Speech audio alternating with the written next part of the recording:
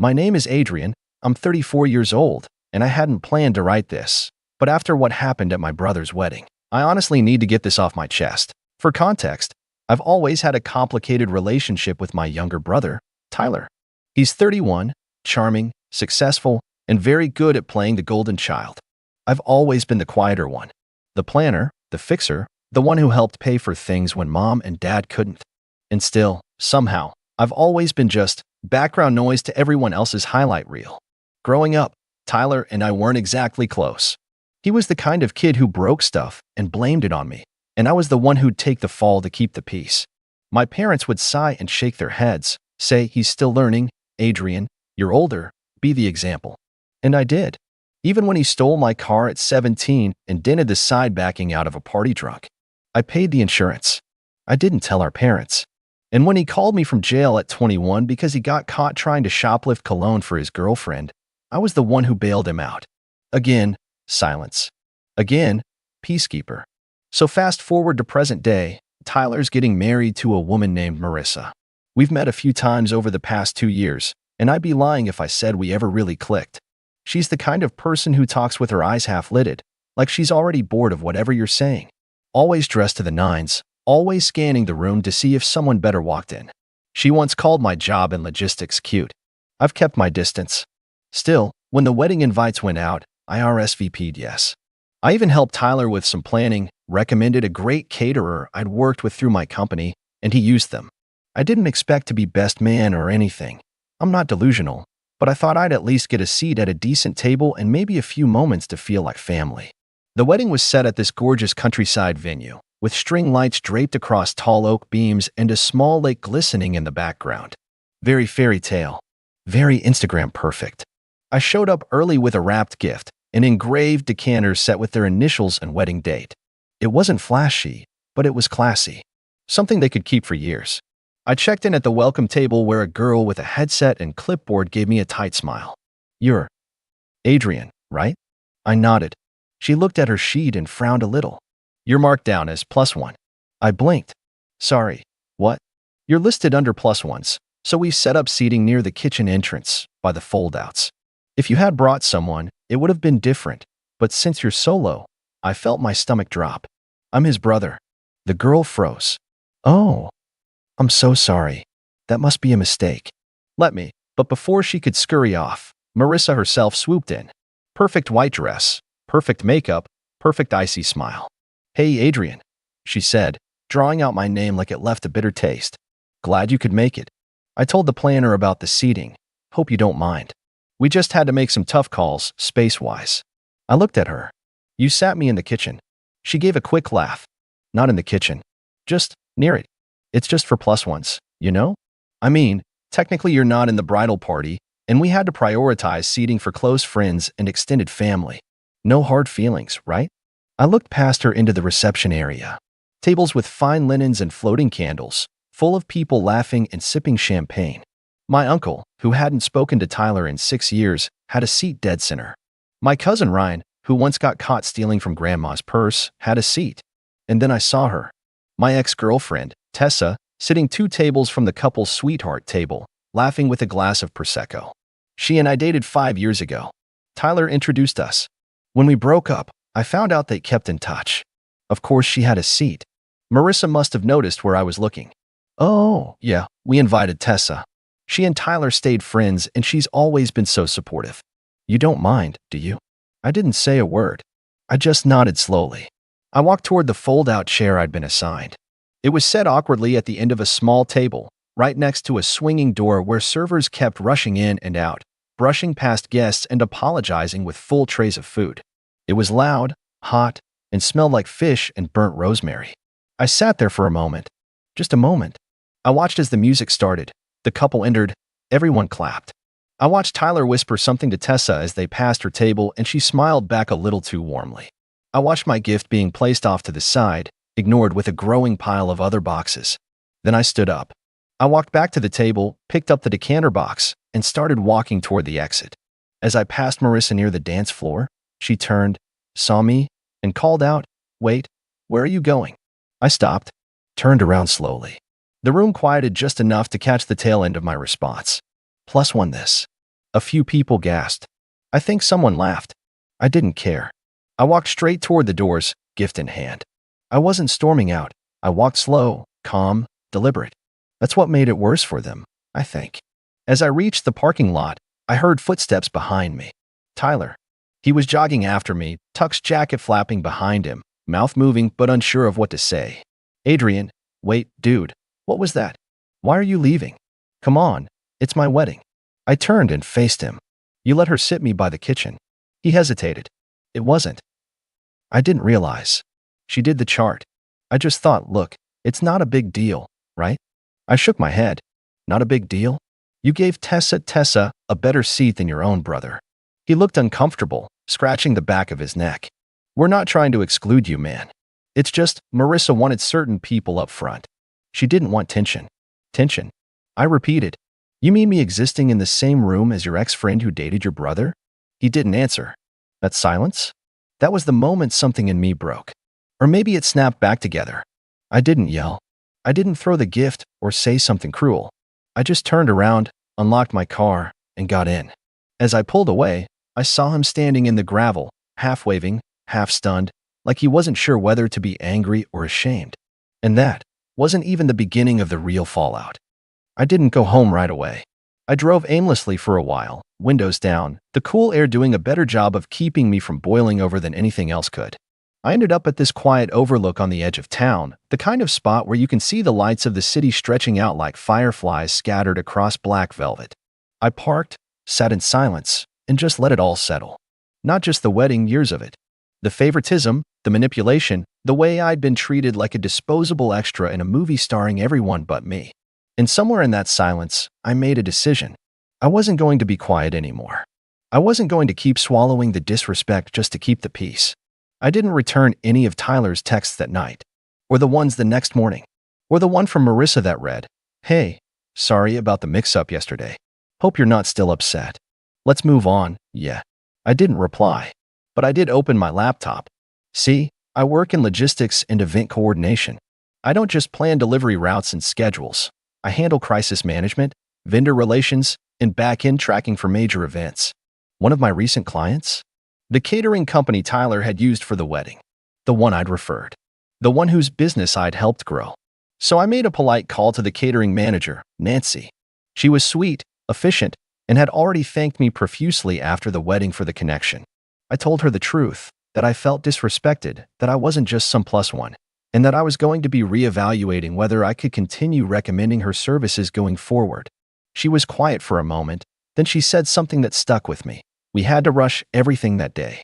They underpaid the deposit and then changed half the guest list 3 days before.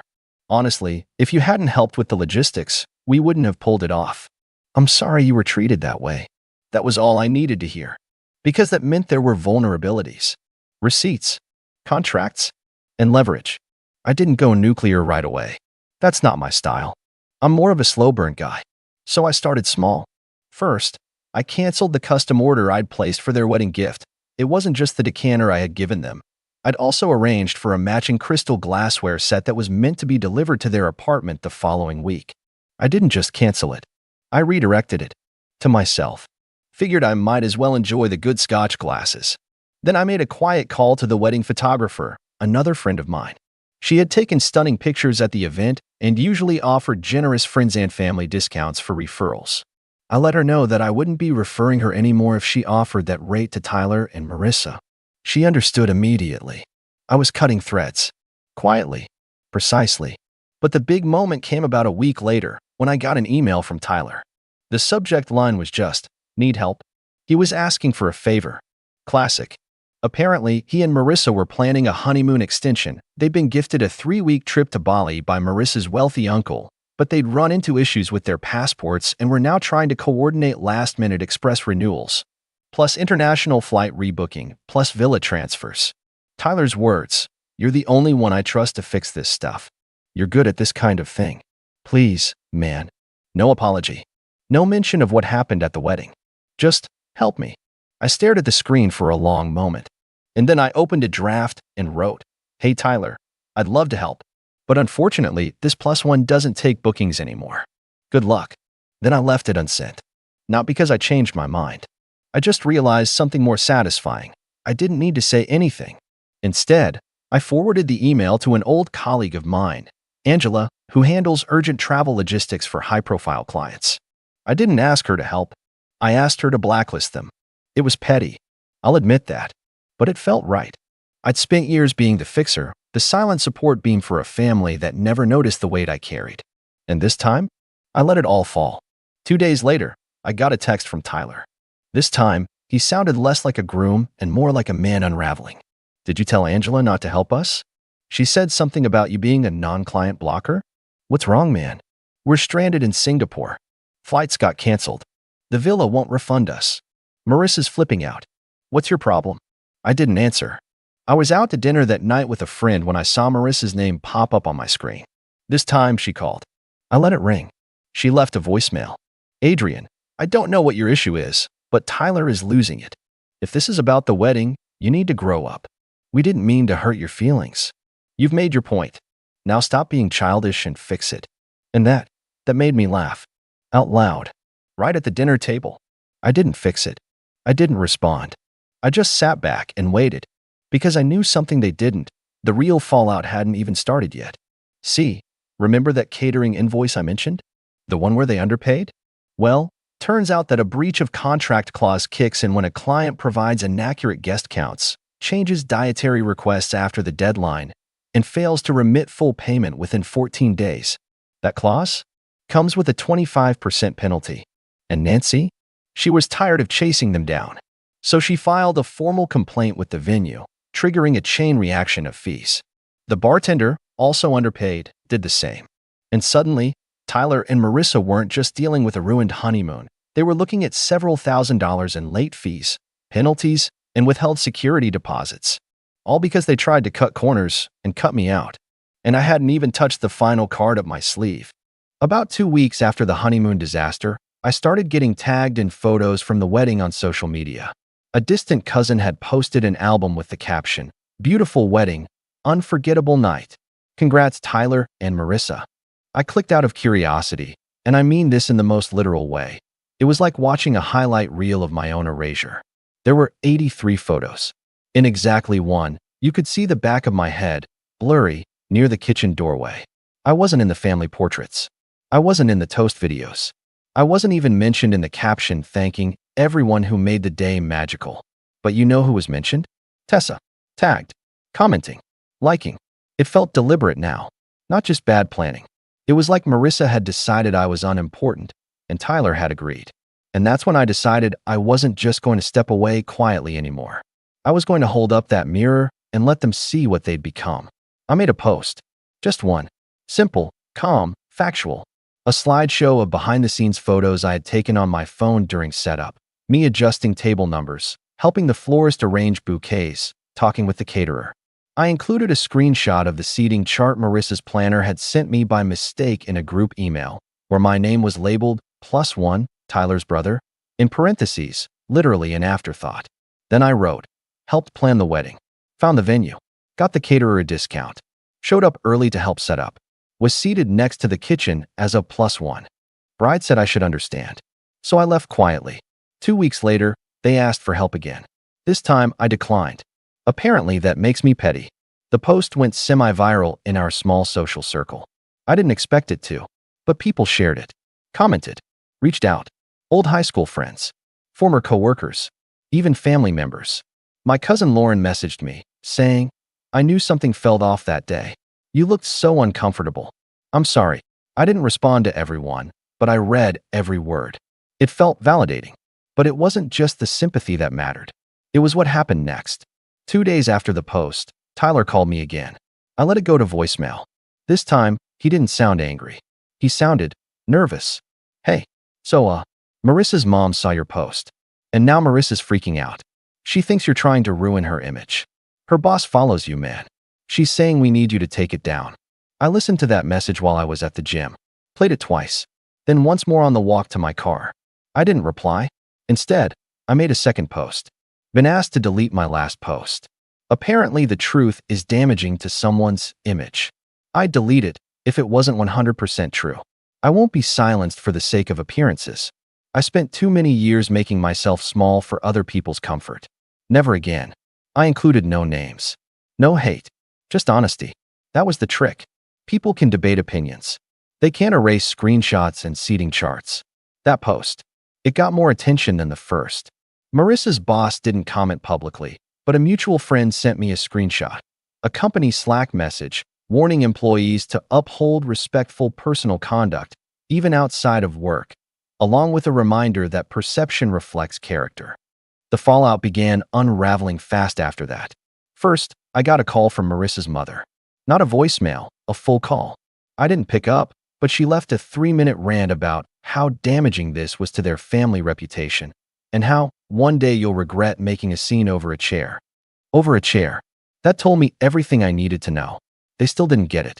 It wasn't the chair. It was years of disrespect finally crashing through the dam. Then came the group texts. Tyler tried to do damage control by creating a family group chat, "Let's clear the air," and added everyone from our immediate and extended family. His first message, "Hey everyone.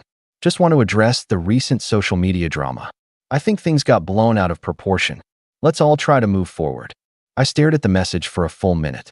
Then I replied, "Happy to move forward, but only when people take accountability, not when they call consequences drama." Silence. Then my aunt chimed in with, "I always wondered why you were seated in the back. We assumed you volunteered to help with the kitchen or something." Another cousin added, "Honestly, I thought you left because you were sick or something. Had no idea you were treated like that." Within minutes, the narrative Tyler and Marissa had crafted began to unravel. And Tyler? He left the group chat. Marissa blocked me on every platform. But here's where it truly comes full circle. About 3 weeks later, I got a handwritten letter in the mail. The envelope was thick, cream-colored, and slightly smudged. No return address. Inside was a note that said, "Adrian, I've been reflecting. A lot. About everything. I didn't see it then, but I see it now. I let Marissa call the shots because I thought keeping the peace was more important than standing up for my brother. I was wrong. You've always had my back, and I made you feel invisible at the most important moment of my life. I don't expect forgiveness, but I wanted to say thank you for everything you did, and I'm sorry for everything I didn't." Tyler. No excuses. No demands. Just that. I put the letter back in the envelope and set it on my desk. I haven't replied. Not yet. Because sometimes, the best revenge isn't revenge at all. It's letting people sit in the reality they built without you, and finally realizing who was holding the roof up the whole time. And this time, I'm not holding it up anymore. I didn't reply to Tyler's letter right away. I let it sit there for a week, tucked beneath a paperweight on my desk. It wasn't that I didn't appreciate the apology. I did. In fact, part of me had waited my whole life to hear him admit he was wrong, without the usual deflections, without the, "but you're too sensitive," or "I didn't mean it like that," escape routes he always clung to. But I also knew this wasn't just about a wedding. It wasn't even just about a chair. This was about years, decades, really, of being the backup plan, the problem solver, the emotional punching bag. I had spent so long playing the role of the steady brother that I didn't even realize how far I had let myself be pushed down just to make others comfortable. And now, the silence I was holding wasn't bitterness, it was clarity. I needed to decide what kind of relationship I wanted going forward, not just with Tyler, but with my family as a whole. And then the holidays rolled around. Thanksgiving was at my parents' house that year, as usual.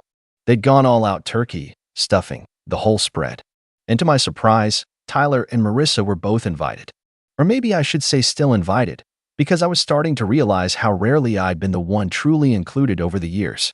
I hadn't committed to going, but my mom called me a week prior, saying, "It would mean a lot if you came, Adrian. No drama, I promise." So I said yes.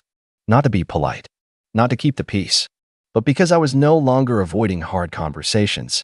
When I walked into the house that afternoon, things felt off. Not tense, exactly, but quieter than usual. Cousins gave me nods of acknowledgement. My aunt offered an awkward smile. Tyler was in the living room, helping set up chairs.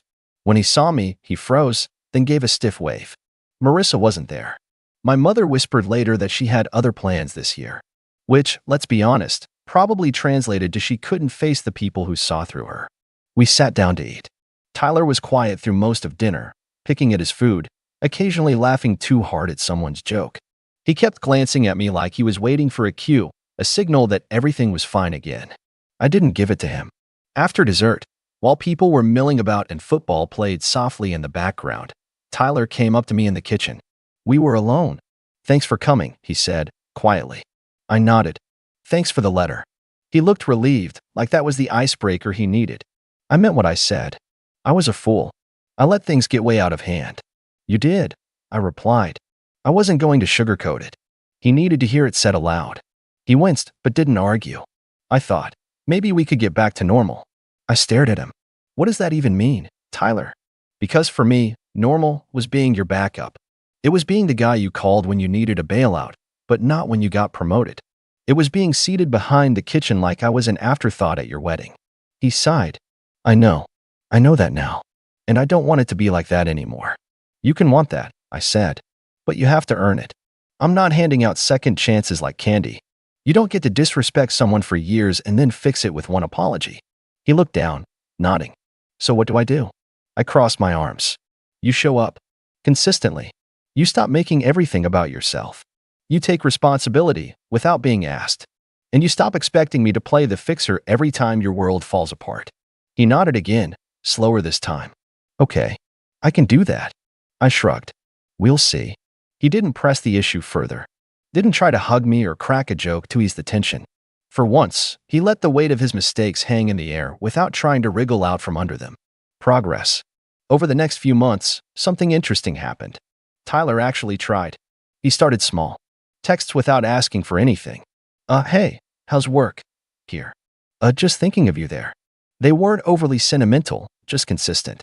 Then, one Saturday, he showed up at my place with coffee and a bag of croissants. No reason, he said, holding up the bag. Just wanted to hang. We watched a game together. Talked about work. He didn't bring up the wedding once. Didn't ask for help with any disaster. Just existed with me. As a brother. It wasn't a fairy tale reconciliation. I didn't trust him overnight. But something had shifted. And little by little, I allowed myself to meet him halfway. Marissa, though? She never reached out. I heard through the grapevine that she wasn't thrilled with the way things had unraveled. She lost a few social connections after the wedding fallout, especially among mutual friends who saw how she treated me. She had a reputation now, not one I gave her, but one she earned. By spring, Tyler and Marissa announced they were taking space. Not officially separated, just reevaluating the relationship. I wasn't surprised. From what I heard, things had been tense since Bali, and my refusal to be their doormat had apparently forced them to confront a lot of cracks in their foundation. Tyler didn't go into detail, but one day over lunch he said, I think I got so caught up in impressing everyone that I forgot how to just be real. She loved the version of me that fit her Instagram feed. Not the guy eating cold pizza in a hoodie at midnight. I just nodded. It wasn't my place to weigh in, but I was glad he was seeing it now. That summer, Tyler invited me to his small backyard cookout for his birthday. No tuxedos, no centerpieces, no seating charts. Just friends, burgers, and a cooler of cheap drinks. He handed me the tongs and said, You're on grill duty. Tradition, right? It wasn't a grand gesture, but it felt like something real.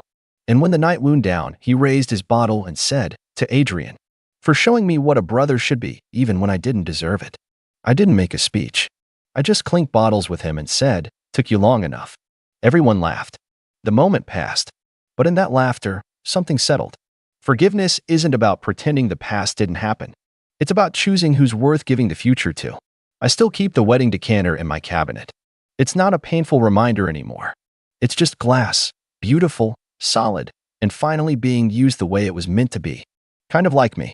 My name's Sam, I'm 32, and for as long as I can remember, my family made it very clear who the chosen one was. Spoiler, it wasn't me. My older brother, Daniel, was the golden child from the moment he entered the world. If he sneezed, my parents would rush tissues and soup. If I broke my arm falling out of a tree when I was 9, I got a lecture about being careless and how hospital bills don't pay themselves. That was the rhythm of our household. Daniel shined, and I was expected to stay in the shadows. The favoritism wasn't subtle. When Daniel went to college, my parents not only covered tuition, but they paid his rent in a downtown apartment and even gave him money for groceries that somehow turned into new sneakers and concert tickets. Meanwhile, I worked nights at a diner just to afford community college. If I asked for help, It was always some version of, Sam, you need to learn responsibility. I learned it, all right. Every scraped together dollar, every night shift, every skipped meal just to cover textbooks. It all hardened me.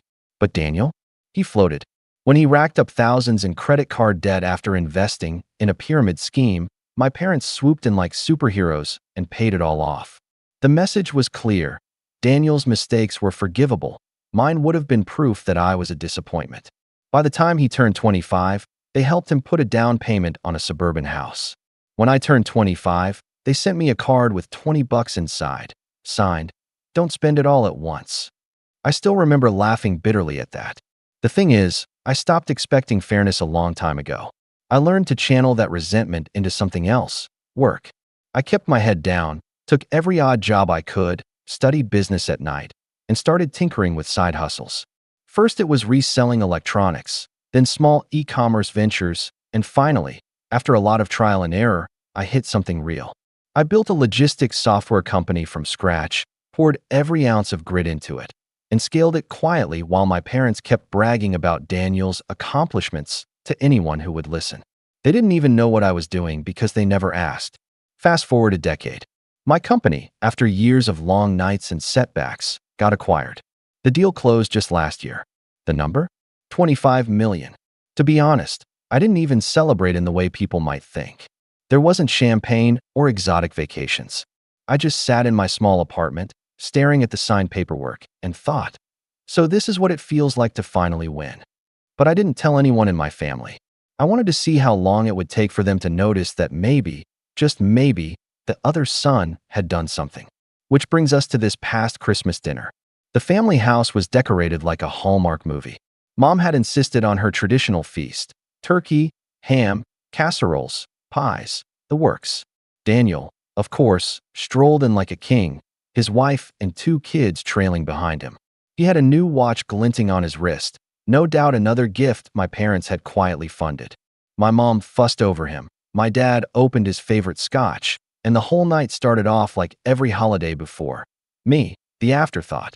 I sat there quietly, passing plates, half listening to Daniel talk about how stressful his job was and how unfair it was that his bonus wasn't bigger this year. The irony almost made me choke on my drink.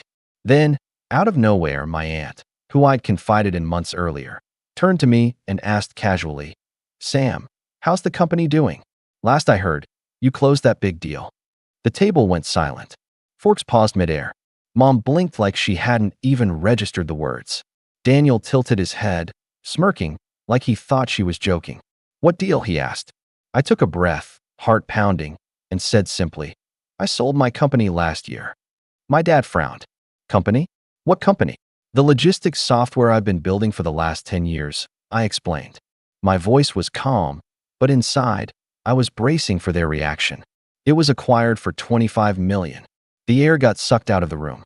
My aunt smiled, proud, but my mom's face twisted like I'd just confessed to a crime. "Daniel?" He went pale, then red. His fork clattered against his plate. 25 what? He stammered. "Million," I repeated. It was like dropping a grenade in the middle of the table. My parents stared at me, then at Daniel, then back at me. And that's when Daniel started shaking his head, almost laughing in disbelief, before his voice cracked. "That's not fair," he said. "That's not fair. You can't have that kind of money." I sat there, frozen, while he pushed his chair back so hard it nearly toppled. He stood up, trembling, and then, no exaggeration, he collapsed onto the floor, sobbing. Full-on sobbing, like a child who'd been told Christmas was canceled. His wife rushed to him, confused, but he just kept crying. "It's not fair. I've done everything, and he gets 25 million?" And then came the words that would burn into my memory. "You need to give me at least 15 million. I deserve it." I blinked, thinking I misheard. But before I could even respond, my mom slammed her hands on the table and screamed at me. "You stole his future. You robbed your brother of what should have been his. How dare you keep this from us?" The entire room descended into chaos. Daniel was on the floor, begging through tears. My mom was pointing at me like I'd committed a sin against the family, and my dad, he just sat there, stunned, muttering under his breath. I didn't say another word. I just sat there, watching it unfold, feeling a strange mix of anger, vindication, and disbelief. For years, I'd been invisible. And now, the moment I wasn't, they were accusing me of theft for building something they never once cared about. That's when I realized this Christmas dinner wasn't just going to be another forgettable holiday. It was the beginning of something much, much bigger. And as my brother cried on the floor, demanding millions, I knew deep down I wasn't done yet. When I replay that Christmas dinner in my head, it's almost surreal. You'd think if your child suddenly revealed they'd managed to pull off something huge in life, something you never had to fund, never had to carry, never had to even acknowledge, you'd feel some pride. Even if you had complicated feelings, maybe you'd at least nod and say, "Well done." But that wasn't what I got. Not even close. After the bomb dropped about the $25 million, the mood in the room shifted in a way I can't properly explain. You know those family gatherings where everyone's laughing and telling stories, and the atmosphere feels warm and predictable? That all evaporated. The warmth was gone. My aunt, bless her heart, kept trying to lighten the air by making a joke about Sam being the secret millionaire, but nobody else laughed.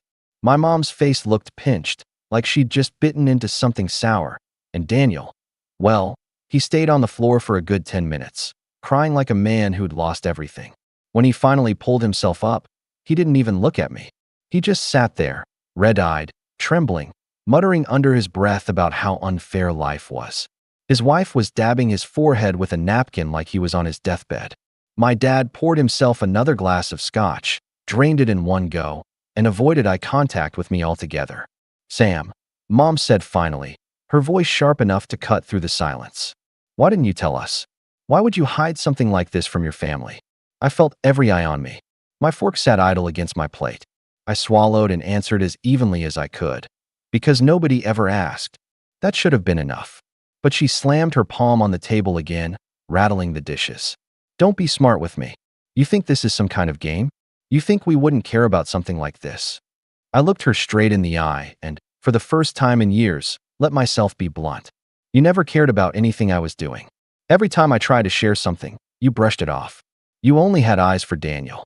The air grew colder. My mom's lips pressed thin, my dad sighed heavily, and Daniel finally snapped his head up, glaring at me like I'd insulted his very existence. "You're jealous," he spat, his voice hoarse. "You've always been jealous of me, and now you're trying to make me look bad. But guess what, Mom and Dad? He wouldn't have gotten that money if it weren't for me." I nearly laughed, but the sheer seriousness in his tone stopped me. "What are you talking about?" He smirked, a wet, broken smirk. "You only worked so hard because you were trying to compete with me. I pushed you. So in a way, you owe this to me. That money, it's mine too." That was when Mom chimed in again, nodding furiously. "He's right, Sam. Your brother inspired you, even if you don't realize it. He deserves a share. It's only fair." "Fair?" I echoed, my voice rising. "Was it fair when you paid his rent while I was eating canned soup every night? Was it fair when you bought him a house and told me to be responsible? Was it fair when you erased his debts but let me drown in mine when I was starting out? You've done everything for him and nothing for me. And now, after I finally build something on my own, you want to call it his?" My voice cracked on that last word, not from weakness but from the sheer emotional weight of saying out loud what I'd bottled up for decades. Daniel slammed his fist on the table this time. "I'm not asking for all of it, Sam. Just 15 million. You'll still have 10 left. That's more than enough for someone like you." "Someone like me?" I repeated slowly. "Yes," Mom hissed. "Someone who wouldn't even have made it this far without this family's influence." I stared at her in disbelief. "What influence? You didn't help me with anything. You didn't even know what I was doing." But she doubled down, leaning forward, her eyes burning. "You grew up in this house. We gave you food, a roof, an education.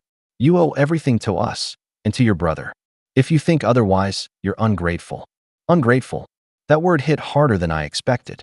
I'd worked 3 jobs at once, slept in my car some nights when rent was too high, skipped doctor visits because I couldn't afford them, and they had the nerve to call me ungrateful? At this point, my aunt finally snapped. "Are you all hearing yourselves? Sam worked his tail off for years, and none of you even cared enough to notice. Now that he's successful, suddenly you're entitled to his money? It's disgusting." My mom whipped her head toward her, eyes flashing.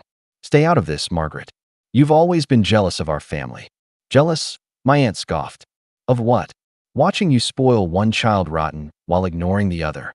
The room felt like a battlefield now. Daniel's kids were whisked away upstairs by his wife, who looked like she wanted nothing more than to vanish. My dad kept drinking, silent, but his silence spoke volumes. It was consent to the madness, as far as I was concerned. Dinner was abandoned.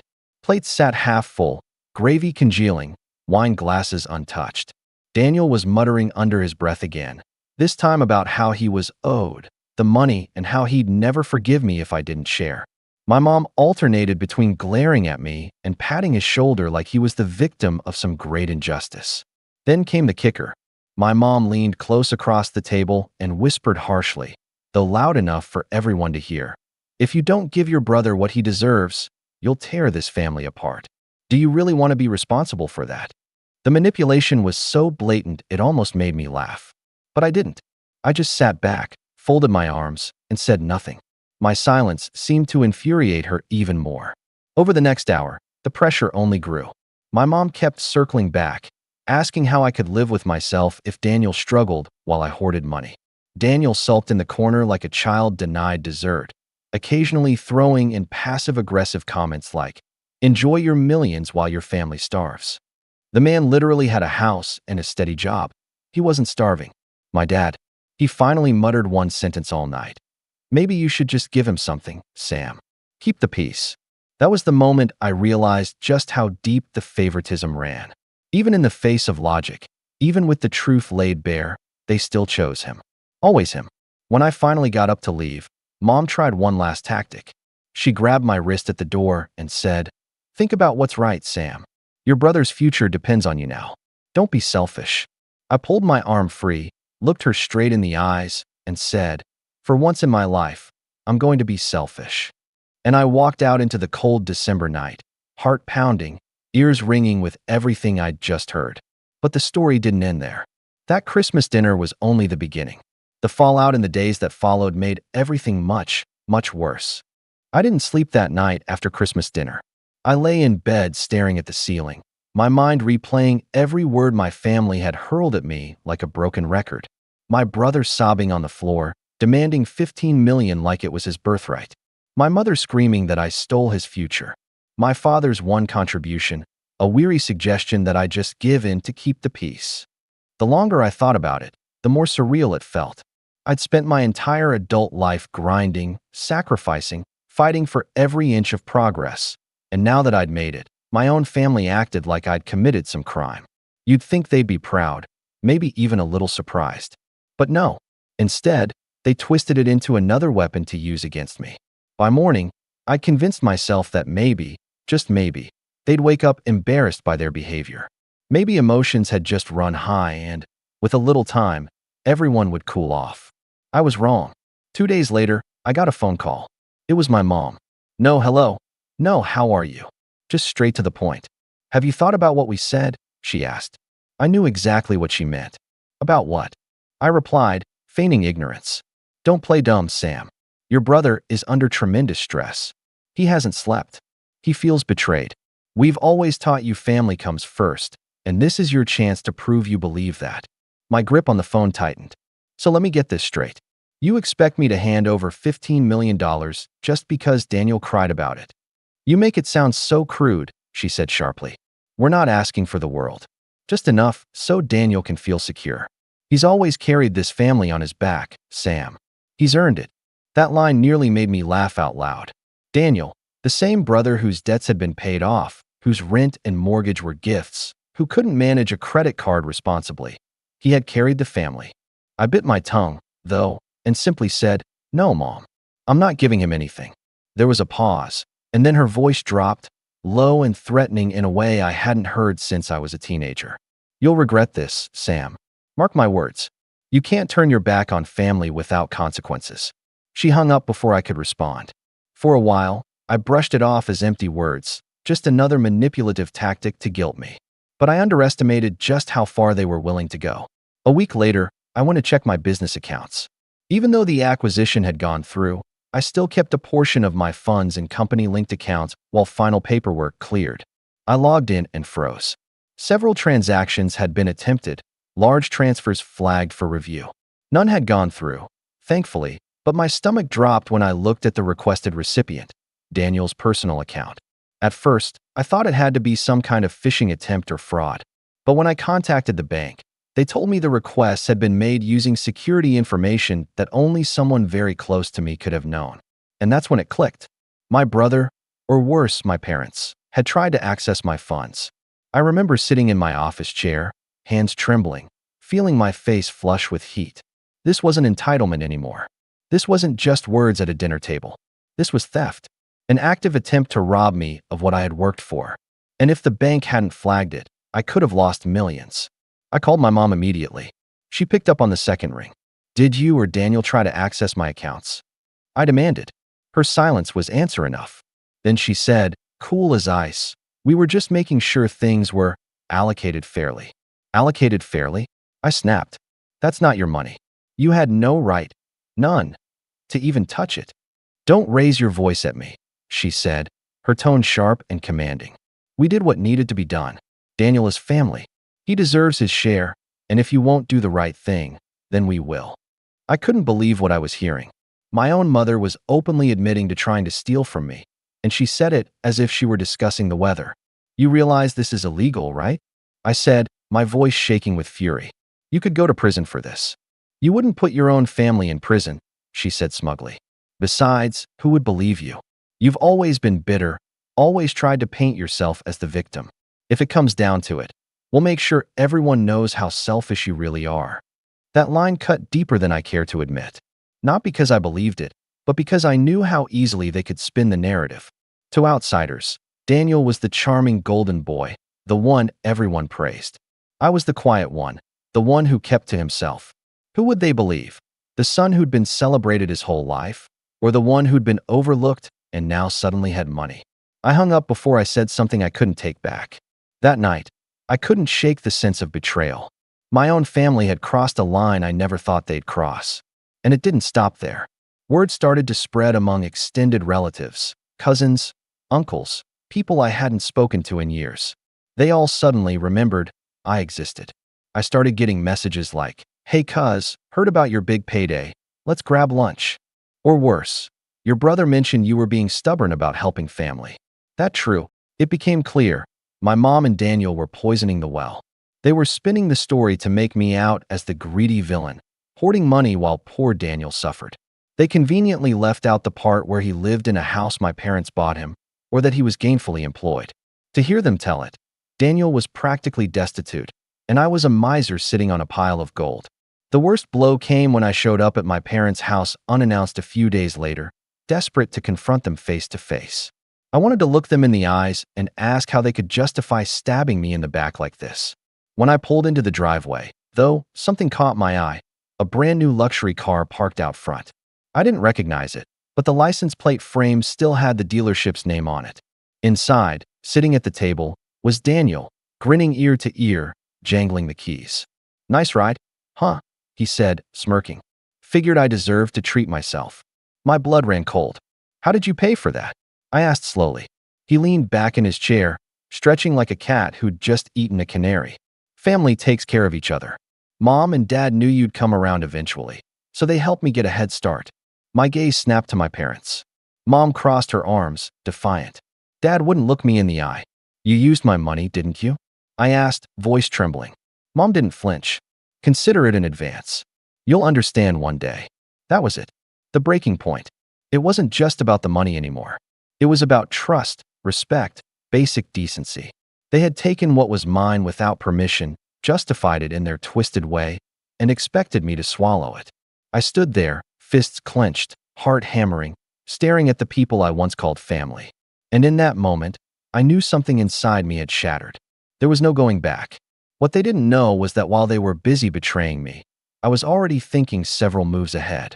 I remember standing in that dining room, the keys to Daniel's brand new car glinting in his hand like some trophy he didn't earn, my parents glaring at me as if I were the criminal. My chest felt tight, like I couldn't get a full breath. That moment wasn't just betrayal, it was a breaking point. Something inside me snapped, but instead of rage, what washed over me was a deep, suffocating hollowness. I didn't shout. I didn't argue. I just turned around and walked out of the house. My footsteps felt heavy, like I was dragging a chain behind me. When I got to my car, I sat in the driver's seat with my hands on the steering wheel, staring at the front of the house. All the memories from my childhood rushed back. The nights I'd done homework alone in my room while my parents cheered at Daniel's football games, the birthdays they'd forgotten until dinner time, the excuses they'd made whenever I asked for help. And now, even after everything, after finally carving out a life of my own, they had the audacity to steal from me and call it fair. I drove home in silence, the winter night pressing against the windows. My apartment felt colder than usual when I stepped inside. I didn't bother turning on the lights. I just collapsed on the couch and sat in the dark, staring at nothing. For the first time in years, I felt truly defeated. The following weeks blurred together. I stopped answering phone calls from my parents. Every time I saw their names light up my phone, my stomach turned. My brother left smug little voicemails, his tone dripping with fake concern. "Hey, Sammy, just checking in. Look, I know you're upset, but you can't hold on to that money forever. Family shares, you know." He said it as if he was the reasonable one, as if I were the problem. I avoided extended family too. The whispers were already circulating. My cousin messaged me out of the blue with, "Dude, why are you being so cold? Daniel says you're refusing to help the family. After everything your parents did for you." That line hit me harder than it should have. After everything they did for me. What exactly was that? A roof over my head when I was a child? A few meals? Meanwhile, Daniel got houses, tuition, bailouts, cars. I didn't bother replying. Work, which used to be my escape, didn't even feel like a refuge anymore. Every email I opened, every investor call I joined, was tainted by this gnawing thought. What if they try again? What if they come after me in court? Could they manipulate the narrative enough to make it look like I owed them? I double-checked every account, every legal document, adding extra layers of security. I barely slept. The exhaustion ate at me. I stopped going out. I stopped seeing friends. I didn't tell anyone what was happening because, frankly, I was embarrassed. Who wants to admit that their own family would stoop so low? It felt humiliating, like I was the butt of some cruel cosmic joke. One night, around 2 in the morning, I found myself sitting at my kitchen table with a notebook, writing down everything.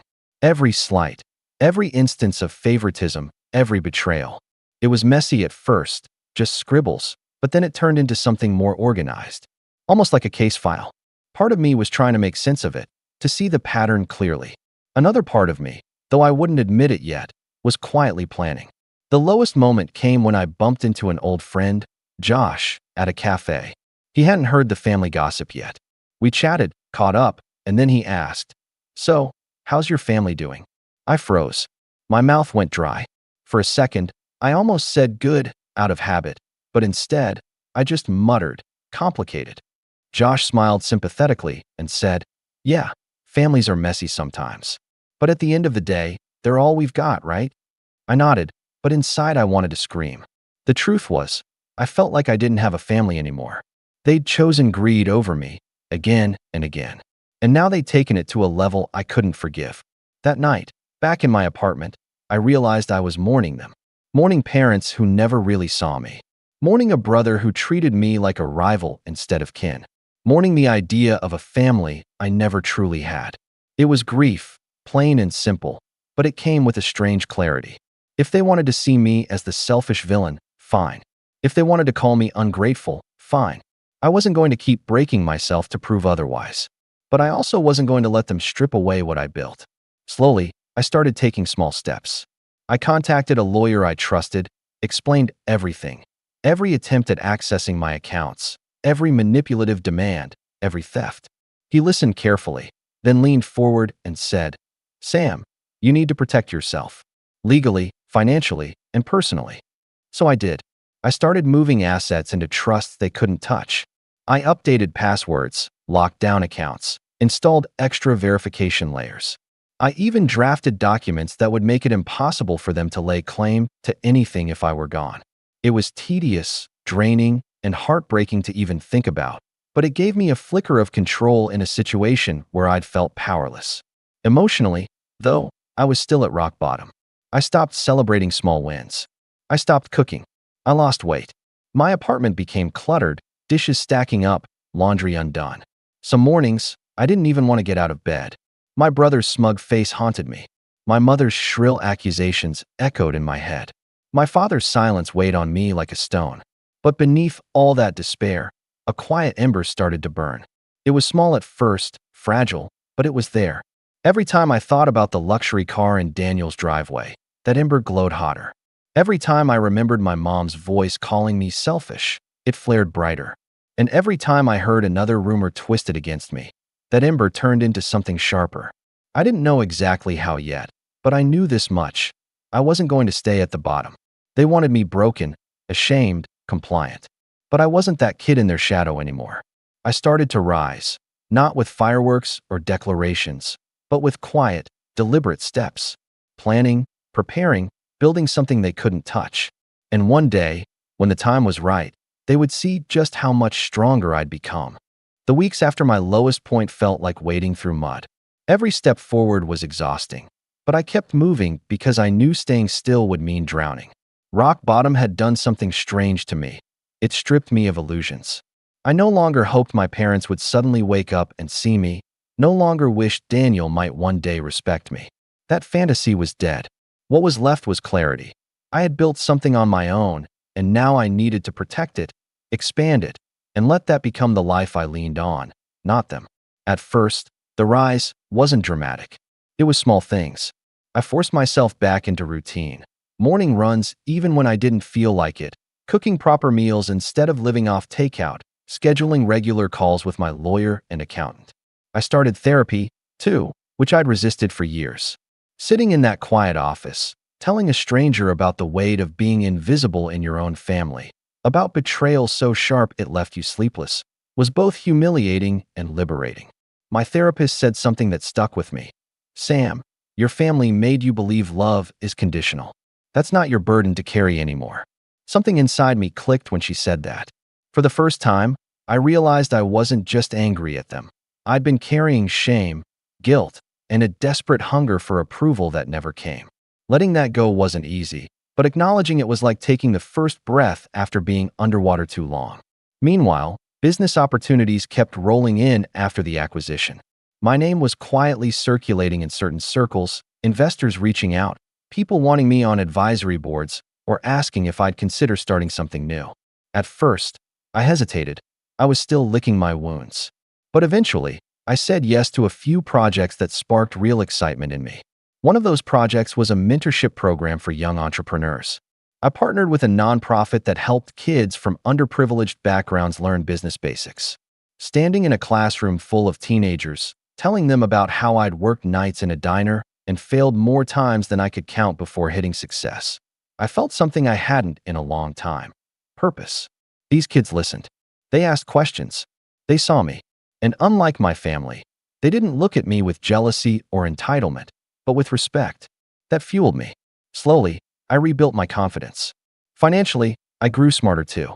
My lawyer helped me create multiple trust structures and shell companies, layers upon layers that not only protected my assets, but also ensured transparency for regulators. I wasn't just guarding against my family anymore. I was future-proofing everything.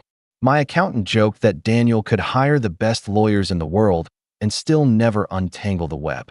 That gave me peace of mind, but it also gave me freedom. With less fear of being blindsided, I started taking calculated risks again. I invested in a logistics startup run by two brilliant engineers out of Chicago.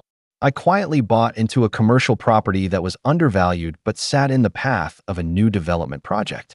I even dipped into the tech space again, not as the face of a company this time, but as the silent power behind it. The funny thing about success is that it snowballs. Once people know you've pulled off one big win, doors start opening everywhere. I went from being the ignored son to the guy people sought out for advice. And the more I said yes to the right opportunities, the more leverage I gained. On a personal level, I started traveling. At first, it felt indulgent, something Daniel or my parents would sneer at. But I realized I wasn't doing it to flaunt wealth. I was doing it to breathe. I spent weeks in Japan, wandering through Kyoto temples, journaling in quiet gardens. I hiked in Patagonia, something I dreamed about for years but never thought I'd have the time or money for. I even took cooking classes in Italy, learning how to make pasta from scratch. Every trip felt like reclaiming pieces of myself I'd been too scared to embrace. I also reconnected with old friends I drifted from. Some were surprised by my success, but most were just happy to see me doing well. Unlike my family, they didn't demand a cut. They wanted to share stories, laugh about the past, and dream about the future. Those friendships reminded me what real connection looked like, something my family could never give me. Meanwhile, my parents and Daniel didn't back down. They kept spreading their narrative.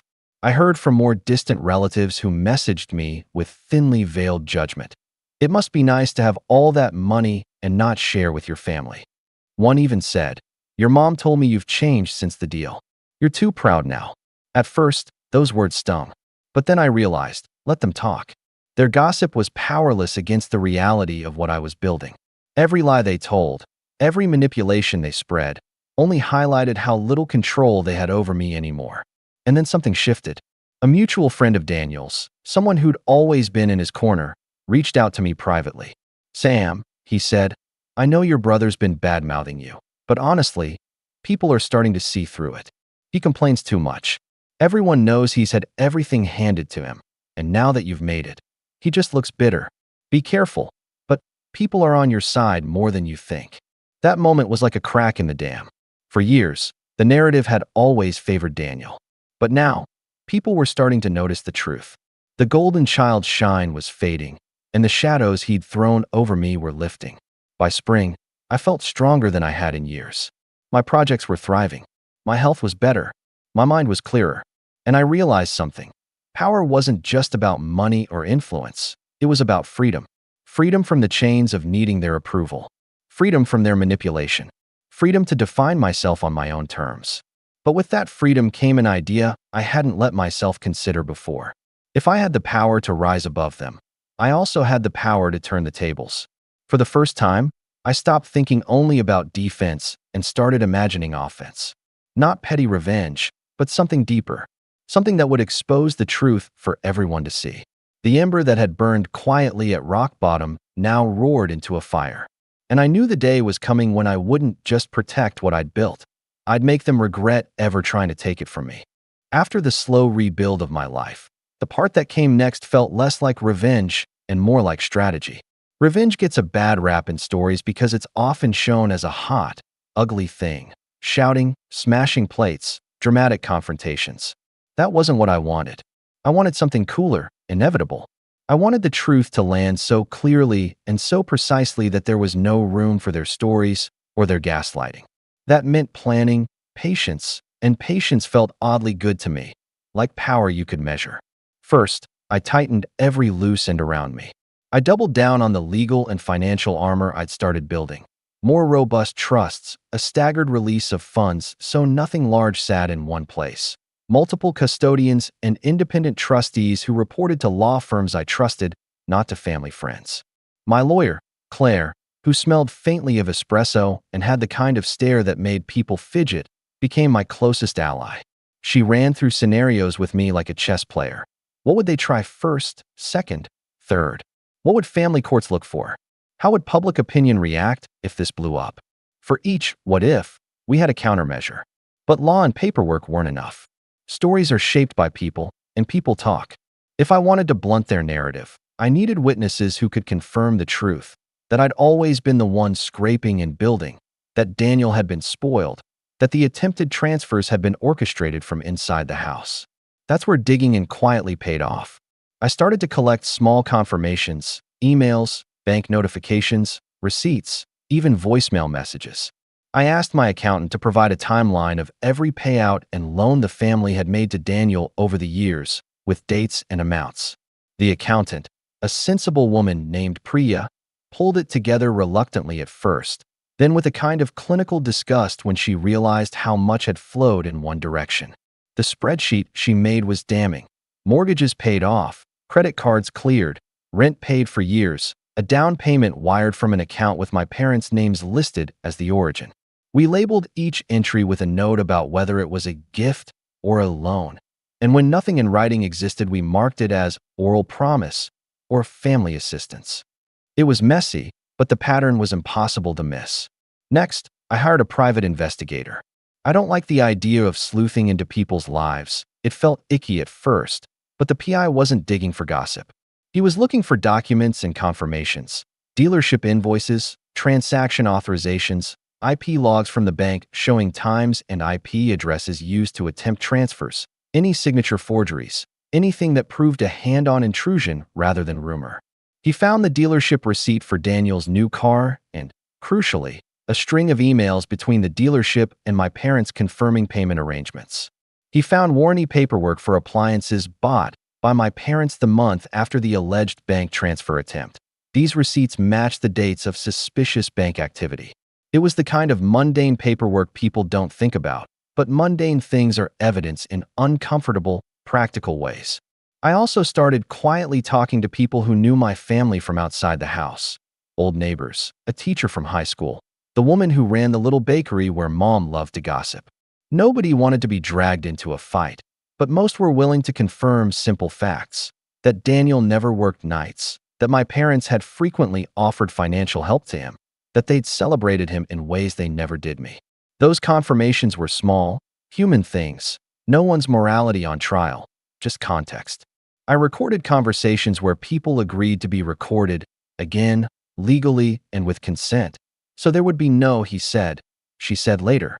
At the same time, I played a longer game, reputation. I began telling the truth about myself, publicly but on my terms. I did interviews, but not the flashy kind where you tout numbers. I spoke about failures, about long nights, about the charity mentorship work that had become important to me. The more I talked about the truth of my journey, about working in a diner, sleeping in the car, paying my own way, the more the public narrative shifted. People liked a comeback story, they liked grit. My mom's little campaign of "he's changed" started to look like sour grapes when juxtaposed with the reality I was telling, that I had built something from the ground up without family help. It wasn't a PR stunt. It was reclaiming my voice. There were other, quieter levers I pulled too. I started contacting people in my brother's professional circle, vendors, small clients, the landlord of a commercial property where he'd briefly sublet a small office years ago. I didn't threaten anyone. I just asked for honesty. The landlord admitted that Daniel had a habit of late payments and had once been rescued by my parents. A vendor confessed that the big idea Daniel claimed credit for was actually something I'd pitched to him years earlier during a casual conversation. Little by little, those threads built a fabric of reality I could point to. Meanwhile, Claire and I filed two quiet but strategic legal items. One was an injunction request to the bank demanding a forensic audit and full logs of the attempted transfers. We framed it not as a family dispute, but as suspected financial fraud. The bank, alarmed at the prospect of liability, obliged and produced records showing IP addresses that traced back to the house and timestamps that lined up with calls my mother had made the day before. The other move was preemptive, a formal notice to my parents warning them to cease and desist from any further attempts to access or coerce me regarding my funds. It was a gentle-sounding legal letter, polite, precise, unemotional, but beneath the calm prose was a clear message. I was serious. One of the most satisfying discoveries came from an unexpected source: Daniel's mortgage agreement from years ago. In the small print, there had been a guarantor clause that my parents had used as collateral. They'd signed as guarantors for family reasons, which is how the house purchase had been funded initially. But in the fine print was language that, under certain circumstances, allowed the guarantors to claim reimbursement if the borrower defaulted. It was a messy, morally questionable provision, essentially a backdoor that let them later classify funds as advances to themselves rather than gifts to Daniel. Claire's eyebrows shot up when she read it. "They've been cleaning their tracks," she said softly. "But that actually helps you." It was a weird sort of victory to find evidence that their careful bookkeeping could be used against them. I also began to quietly tip the scales of public perception in ways I couldn't have predicted. A former colleague of mine, someone who'd left the startup world to become a reporter, reached out after one of my public talks. "There's a story here," he said. "Not a smear, but a human piece about family dynamics and wealth, how success changes relationships. If you're ever ready, I'd like to profile you." I hemmed and hawed. I didn't want to weaponize public sympathy, but the possibility of a neutral, third-party profile that told the plain truth, without my family's spin, felt useful. It could be the kind of article that tilted conversations at family gatherings and among relatives who were on the fence. Still, With all the evidence and the allies and the legal layers, nothing felt final. I wasn't hunting for petty payback. I wanted a reckoning that left no ambiguity, that they had tried to steal from me, that their claims were self-serving, and that the moral authority they'd wielded for years was, in fact, purchased and fragile. To get that reckoning, I needed a method that combined legal consequence, social exposure, and undeniable documentation. That's when the plan started to take shape in my head, a multi-front move that wasn't about theatrics, but pressure. First, the bank audit and the forensic logs would provide the legal backbone. Second, a carefully placed profile in a reputable outlet would present the narrative to the public in a way that couldn't be written off as vindictive. Third, a civil suit for attempted theft and fraud would force them to either face depositions under oath or settle quietly. Depositions meant sworn testimony. Sworn testimony meant they couldn't simply lie without consequence. Fourth, I'd line up the witnesses, my aunt, the landlord, the dealership owner, so their stories matched the paper trail. I spent nights mapping the sequence like a military campaign, assigning contingencies for every likely countermove my parents might take. Would they go to a lawyer and file for a declaratory judgment? Probably. Would they try to reach out to my investors to smear me? Maybe. Could they file for slander? The thought made Claire laugh. Truth and documentation are great defenses against that. But there was one thing that still nagged me, the human element. Even with evidence, family fights get messy, people get hurt, and the collateral can be more than financial. I didn't relish the idea of the aunt who'd once been kind being dragged into court or my father's slow decline accelerating under stress. That's why my strategy had boundaries. I wanted truth and restitution, not ruin. I wanted accountability that made them confront what they'd done, not humiliation for the sake of spectacle. In the end, I kept returning to the same image, not a headline screaming family feud, but a quiet courtroom where facts were laid out, where humans had to answer for choices. That image felt fair and final in a way no melodrama could. And so I set the last pieces in motion. The bank audit came back with the logs pinned to my parents' IP. The dealership confirmed wire instructions that overlapped suspiciously with dates of attempted transfers, and a few reluctant relatives admitted, off the record, that mom had been pushing the narrative with a vengeance. Claire drafted the initial complaint, not as an angry broadside, but as a surgical document referencing specific incidents, dates, and legal claims. The reporter's interest grew into a promised profile. Priya finalized the financial timeline. The PI gave me a thick folder of receipts and timestamps that read like a chronology of entitlement.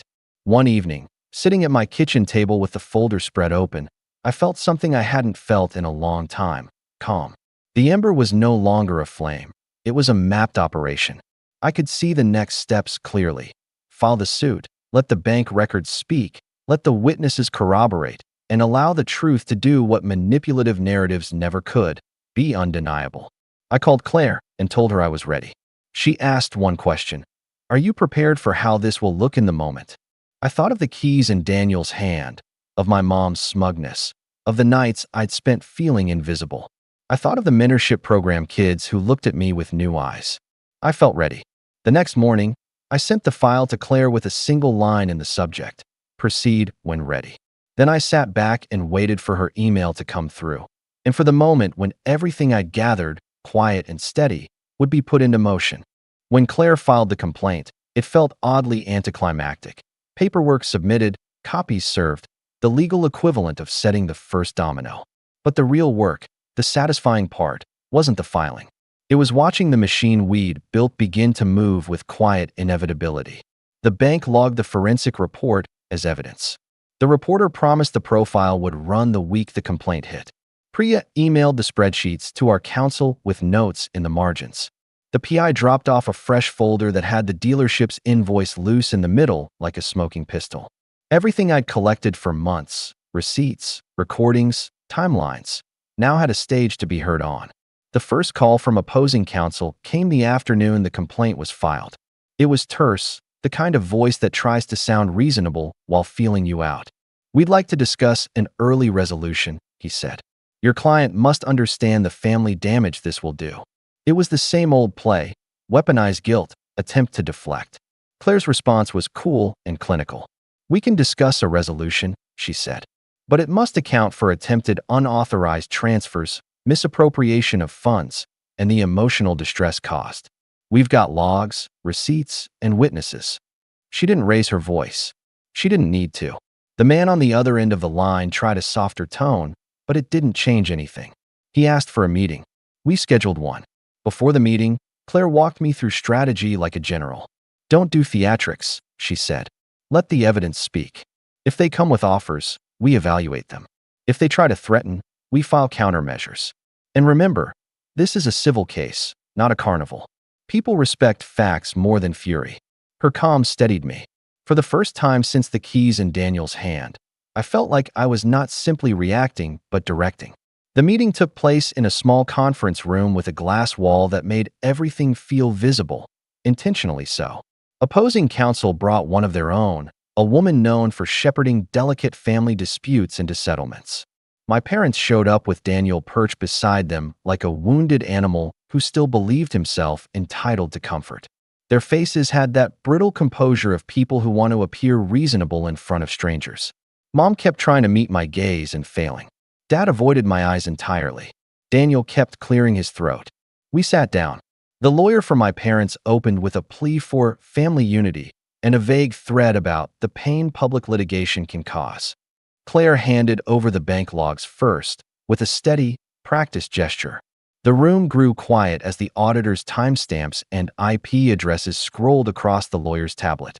Claire explained, succinctly, that the attempted transfers had originated from an IP address registered to their home, and that dealership wires coincided with calls placed from the same numbers.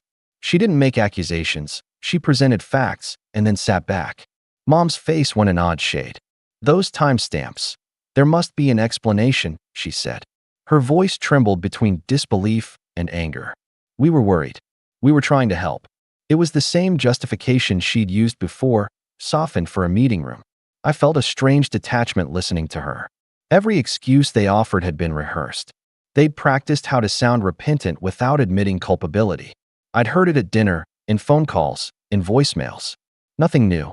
Then Claire called my aunt to the stand. Well, not a legal stand, but she had the folder with the recorded conversation.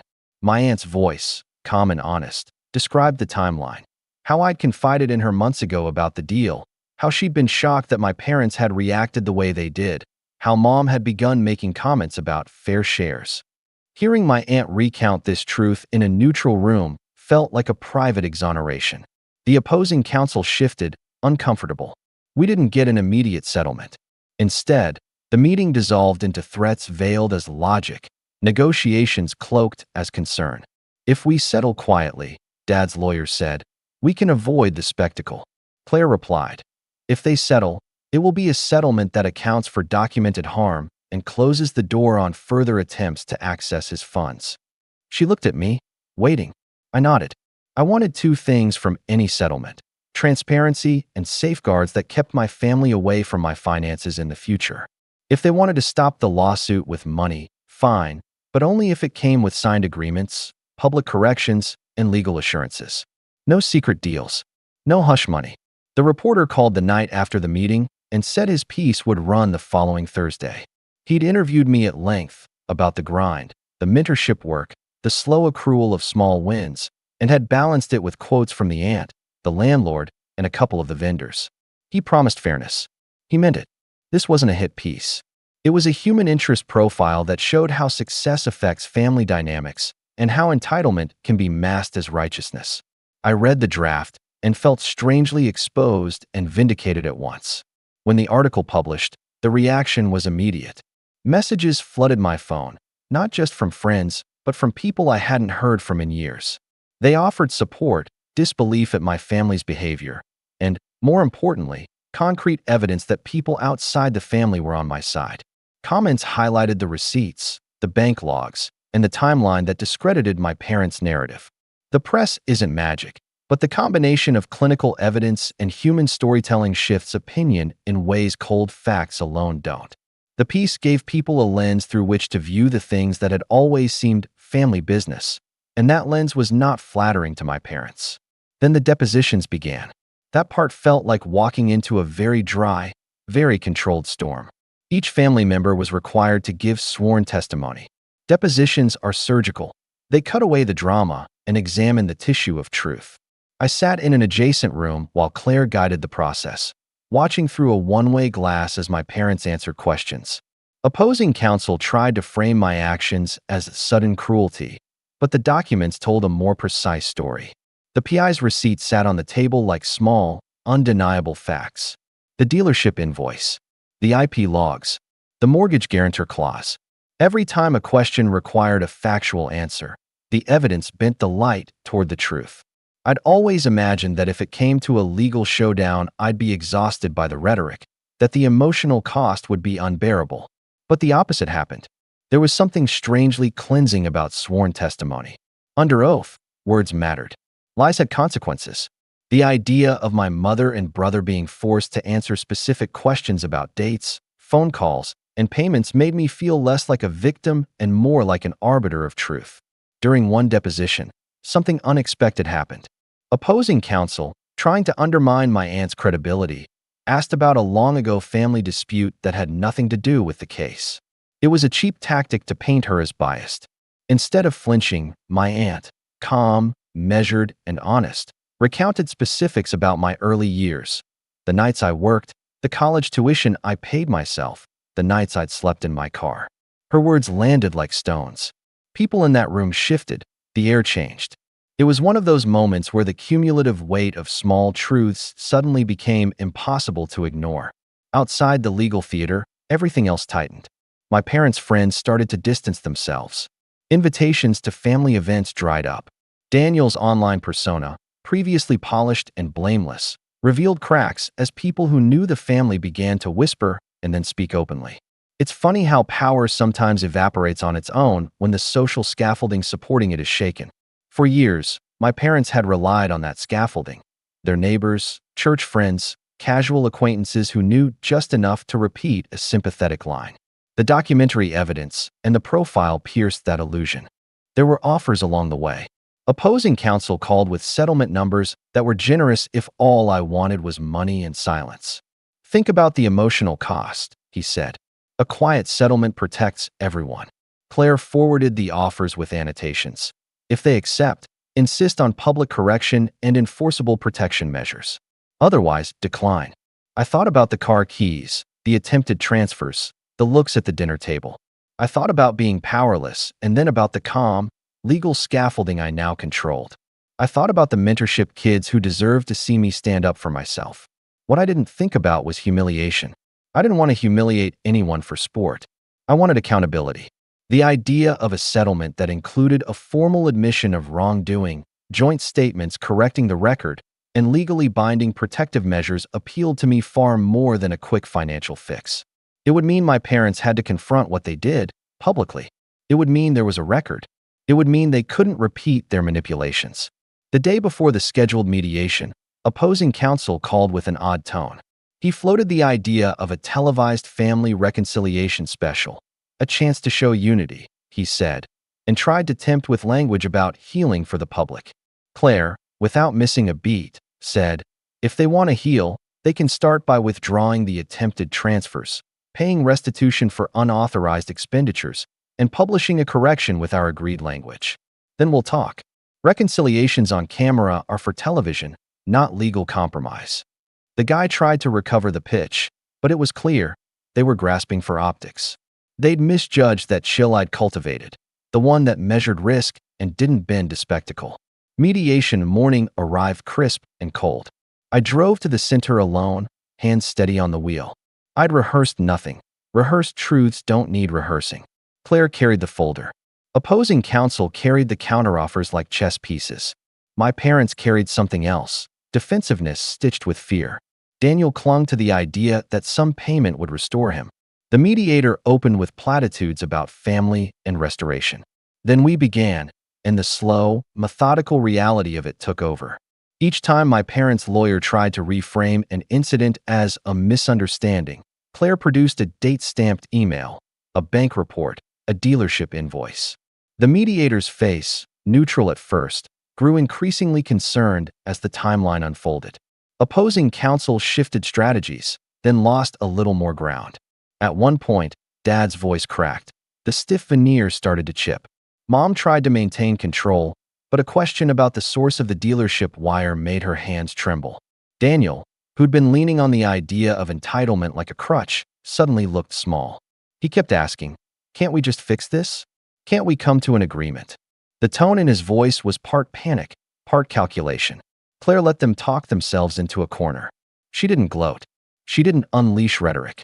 She simply asked for specific commitments: restitution for unauthorized purchases, a signed correction to be distributed to family and certain community contacts, and, most importantly, a legally enforceable no-contact clause regarding my financial accounts. Opposing counsel tried to pivot. Dad's lawyer muttered about pride and dignity. Claire's face stayed calm. "You either agree to these terms," she said quietly, "or we proceed to depositions and trial. The evidence speaks for itself." There was silence like the space between heartbeats. I felt that ember inside me grow steady and hot, different from rage, cleaner, more purposeful. The mediator asked if my parents understood the seriousness of a deposition under oath. They nodded, but their faces said otherwise. Mom's lips were pursed, Daniel's jaw was clenched. Then, just when it felt like they might cave, or at least offer something meaningful, opposing counsel's phone buzzed. He glanced at it, then paled. He read a text, excused himself, and stepped into the hallway. The corridor outside the mediation room smelled of coffee and paper. I could hear muffled voices, his, someone else's. He returned with a forced smile and sat down. "We need a brief pause," he said. "There's new information that's come to light." Claire didn't blink. "What information?" she asked. He hesitated, then said, "It's about your aunt." His tone tried to be neutral but carried something else: calculation. I felt my stomach drop in a way I hadn't felt in months. For a moment, the careful architecture we'd built seemed precarious. Then Claire's face hardened, not with anger, but with focus. "If this is an attempt to intimidate or deflect," she said, "we will pause this mediation and proceed with whatever filings we need." Opposing counsel looked at me, then back at Claire. He said, "we should step out." The mediator agreed. The room emptied, leaving me and Claire alone for a second. She looked at me with an unreadable expression. "Whatever they bring," she said quietly, "we'll handle it. Don't react. Wait." I breathed in, slow and steady. And as the hallway filled with the murmurs of lawyers, I realized this was the true test. Would I let them drag more people into this labyrinth to protect their story, or would I stand firm and let the evidence do its work? The pause stretched on, like the quiet before a storm. I didn't know what the text said, who it implicated, or how far they'd be willing to go to deflect responsibility. But I knew this. I'd come too far to be startled into surrender. And at that exact moment, right as the mediator returned and the room refilled with cautious faces, the door at the back of the conference room opened, and someone stepped in with a folder that made opposing counsel's smile slip. The folder that the opposing counsel's assistant carried in was slim, but heavy with implication. I felt my chest tighten for a moment. Was this some desperate attempt to sling mud, to drag my aunt or another witness through the dirt in order to save face? Claire didn't flinch, though. She leaned back, arms crossed, and waited. The mediator asked the assistant to explain. The man cleared his throat and set the folder down. "This," he said, "is a statement from the bank confirming the attempted transfers originated from the defendant's home IP address and that both parents' personal devices were used in the login attempts. The dealership has also confirmed in writing that funds for the vehicle came directly from their joint account, not from any loan or third party." The room went still. I caught my mother's face first. Her skin went pale, lips thin, eyes darting to Dad. He stared down at the table like it might open and swallow him. Daniel shifted in his seat, fidgeting, trying to look confused, but his eyes betrayed him, wide, panicked, cornered. Claire slid the folder toward herself and glanced over the pages with the cool detachment of someone who already knew what was inside. Then she looked up and said simply, "That corroborates everything we've claimed. Thank you." The mediator turned to my parents. "Do you contest this evidence?" My mother opened her mouth, closed it, then opened it again. The words that came out were thin, desperate. We were just trying to ensure fairness. We didn't mean." "Intent does not change the action," Claire interrupted softly. Her voice wasn't cruel, It was final. The mediator leaned back in his chair. At this point, the record is clear. Unauthorized access attempts were made. Misappropriated funds were spent. The bank and dealership have confirmed. The only question left is how you wish to resolve this before trial. Daniel slammed his palm on the table. This is ridiculous. He's my brother. He has 25 million and he can't even give me 15? Do you know how humiliating this is for me? Everyone thinks I'm. His voice cracked, tears threatening. I deserve it. I deserve it. I stared at him. For years, I'd envied him, hated the golden glow around him. But now, all I saw was a man-child, stripped of the scaffolding my parents had built for him, thrashing because reality didn't bend the way it always had. For the first time, I didn't feel envy. I felt pity. The mediator held up his hand. This isn't about who deserves what. This is about facts. Mr. Sam has brought evidence of theft and misrepresentation.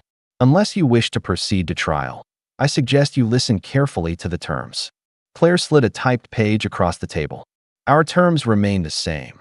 Restitution for the unauthorized purchases, a written and notarized statement admitting fault and retracting defamatory claims, and a binding agreement prohibiting any future contact with Mr. Sam's financial institutions or accounts. Any violation of that agreement will result in immediate legal action. My mother's hands trembled as she read. You want us to sign something that says we stole from our own son? Do you have any idea what that would do to our reputation? Claire's gaze didn't waver. Your reputation is already in jeopardy. Signing this shows accountability.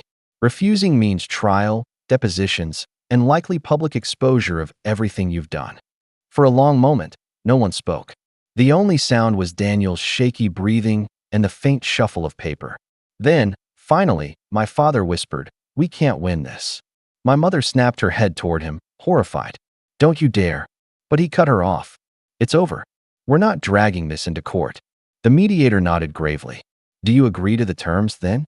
Silence stretched, heavy and suffocating. My mother's eyes met mine for the first time all day. Her glare wasn't just anger. It was betrayal, the kind she believed belonged to me. But behind it, I saw something else, fear. She signed first. Her hand shook, but she signed. My father followed, quiet, resigned. Then the paper slid toward Daniel. He stared at it like it was poison. "I'm not signing that.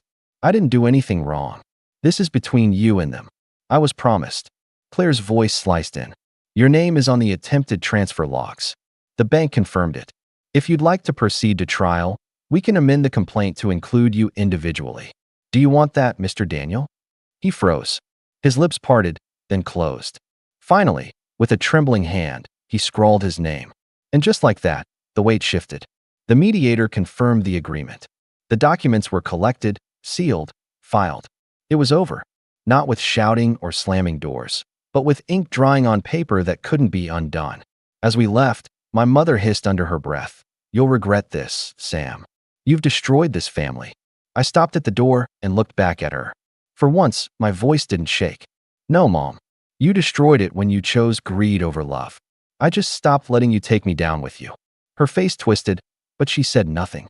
Outside, the winter air hit my face like a baptism. Clean. Cold. Final. Claire walked beside me, quiet, professional, but I could see the flicker of a smile at the edge of her mouth. That night, I sat alone in my apartment, looking at the stack of papers Claire had given me. Copies of the signed admissions, the protections, the restitution agreement. My phone buzzed nonstop with messages, support from friends, relief from my aunt, even silence from relatives who had once sided with my parents. For the first time, I didn't feel like I was fighting uphill. I felt steady. I felt free. Daniel sold the luxury car within a month to cover part of the restitution.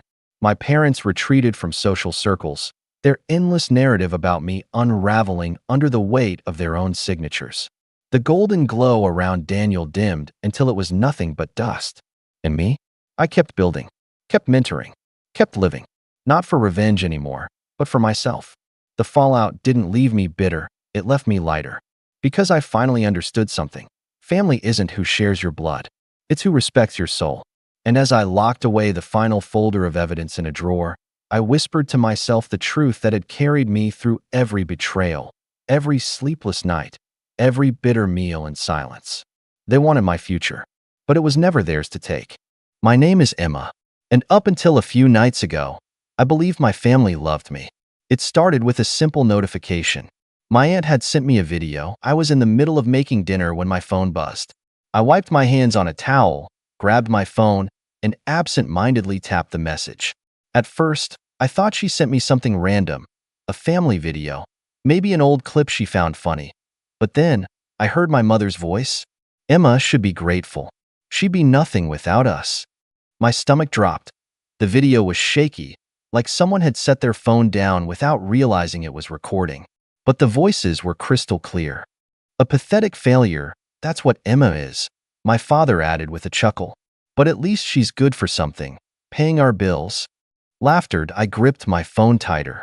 If Emma ever stops sending money, my aunt, the same one who had just sent this, said with a smirk in her voice, we'll just guilt her into it. She's too soft to say no. My whole body went numb. Emma, my name. They weren't talking about some hypothetical person. They weren't joking around. They were talking about me. I had been helping them for years, paying their rent, covering their debts, sacrificing my own savings just to make sure they never struggled the way I did. And this is what they really thought of me. I was still frozen, my thumb hovering over the screen, when suddenly, the video disappeared. This message has been unsent. I stared at the notification. My aunt had realized her mistake. She must have panicked and deleted the video, hoping I hadn't seen it. I should have confronted her, should have called her out, should have let them know I knew everything. But instead, I put my phone down and I pretended like I never saw it. And that's when I decided I wasn't going to react. Not yet. I had a plan. I sat there for what felt like hours, staring at my phone. The words kept echoing in my head. Emma should be grateful. A pathetic failure. She's too soft to say no. I wanted to believe it was some kind of misunderstanding. That maybe they were joking. Maybe there was some kind of context I was missing. But deep down, I knew better that I knew the truth. They meant every single word. And the worst part? They weren't wrong about one thing. I was too soft to say no. How many times had they guilt me into helping them? How many times had I put my own life on hold, just to make sure they had everything they needed? My dad's temporary financial struggles turned into me covering rent for years. My brother's tuition? He never even finished college. My mom's endless emergencies? Always conveniently timed when I had just gotten paid. And I had done it all without hesitation. Because that's what family was supposed to do, right? I had spent years convincing myself that I was doing the right thing, that they appreciated me, that they loved me. But that one video shattered every illusion I had left, and now, they thought they had gotten away with it. My aunt had unsent the message, probably breathing a sigh of relief, thinking I hadn't seen it. Maybe she even reassured everyone. Don't worry, Emma didn't watch it. They thought I was still in the dark. And that was my advantage. I could have texted her right then and there. Could have confronted her, told her I saw everything. But what would that do? They'd just deny it, make excuses, twist the situation to make me feel guilty somehow. Oh. If they thought I was still their naive, obedient little bank account, I'd let them believe it, for now. Because in just a few days, the next payment was due. And this time, things were going to be different. The next morning, I woke up to my usual routine. Except everything felt different. The sun still peeked through my curtains, my coffee still brewed like always, but there was this awareness in the back of my mind. Like I was seeing my life from the outside for the first time. My phone buzzed. A message from my mom. Mom, morning, sweetie. Just checking in. Hope you're doing well. I stared at the message. It was normal. Too normal. She never texted me just to check in. There was always a reason. Always a request hidden somewhere. And sure enough, a few minutes later, Mom. Oh, by the way, rent is due soon. Can you send it by Friday? There it was. The same cycle. The same pattern. But this time, I wasn't going to play along. I typed out a response, my fingers hovering over the keyboard. My usual reply would be something like, of course, or no problem. Maybe I'd even apologize for taking too long, just to make sure they never felt inconvenienced. Not this time. That I erased everything and simply replied, me. I can't this month. I stared at the message for a few seconds before pressing send. I set my phone down and waited 1 minute, 2 minutes. Buzz. Mom, what do you mean you can't? I could see the frustration through the screen. I had never said no before. I didn't respond right away. Instead, I took a sip of my coffee, letting her stew in her confusion. A few more messages came in. Mom texted, "Emma, this is serious. We're counting on you. You know we don't have another option right now." Another buzz? This time, my aunt. "Hey, sweetie, your mom is freaking out. Is everything okay?" I almost laughed. "Is everything okay?" Sure. Everything was great. I had spent years paying for their lives, and the one time I even hinted at stopping, they panicked. Not once did they ask if I was okay, if I needed help. It was never about me. It never had been. I took a deep breath and replied, "Me, I have some unexpected expenses this month. I can't send anything. Sorry." That was it. No explanation, no apology, and then I waited. What happened next told me everything I needed to know. The silence was deafening. For the first time in years, I had said no, and they didn't know how to handle it. I stared at my phone, watching the three little dots appear and disappear over and over. My mother was typing, stopping, typing again. I imagined her sitting there, seething, trying to figure out the perfect way to manipulate me into changing my mind. Then, finally, her response came through. Mom texted, "Emma, what do you mean unexpected expenses? What could possibly be more important than your family?" There it was. The guilt trip. The same tactic they'd always used that I didn't reply. I just let the message sit there. Less than a minute later, "Mom, you know your brother has no way to cover rent.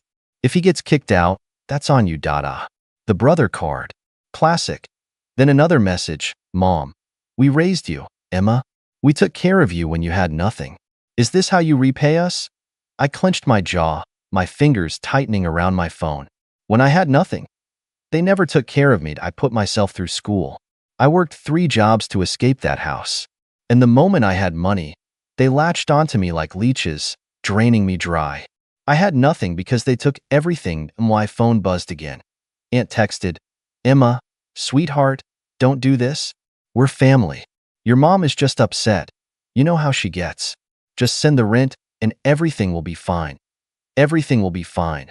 Fine for who? I put my phone down, my heart pounding. I needed a second to breathe, to think.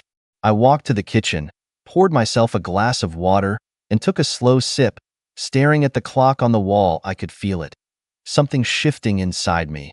For years, I had been scared of this moment. Scared that if I ever stopped paying, they'd hate me. They'd cut me off. They'd turn their backs on me. But now, I knew the truth. They never loved me. They loved what I could give them. And the moment that stopped, they would show me exactly who they were. I walked back to my phone, picking it up with steady hands. This time, the message was from my father.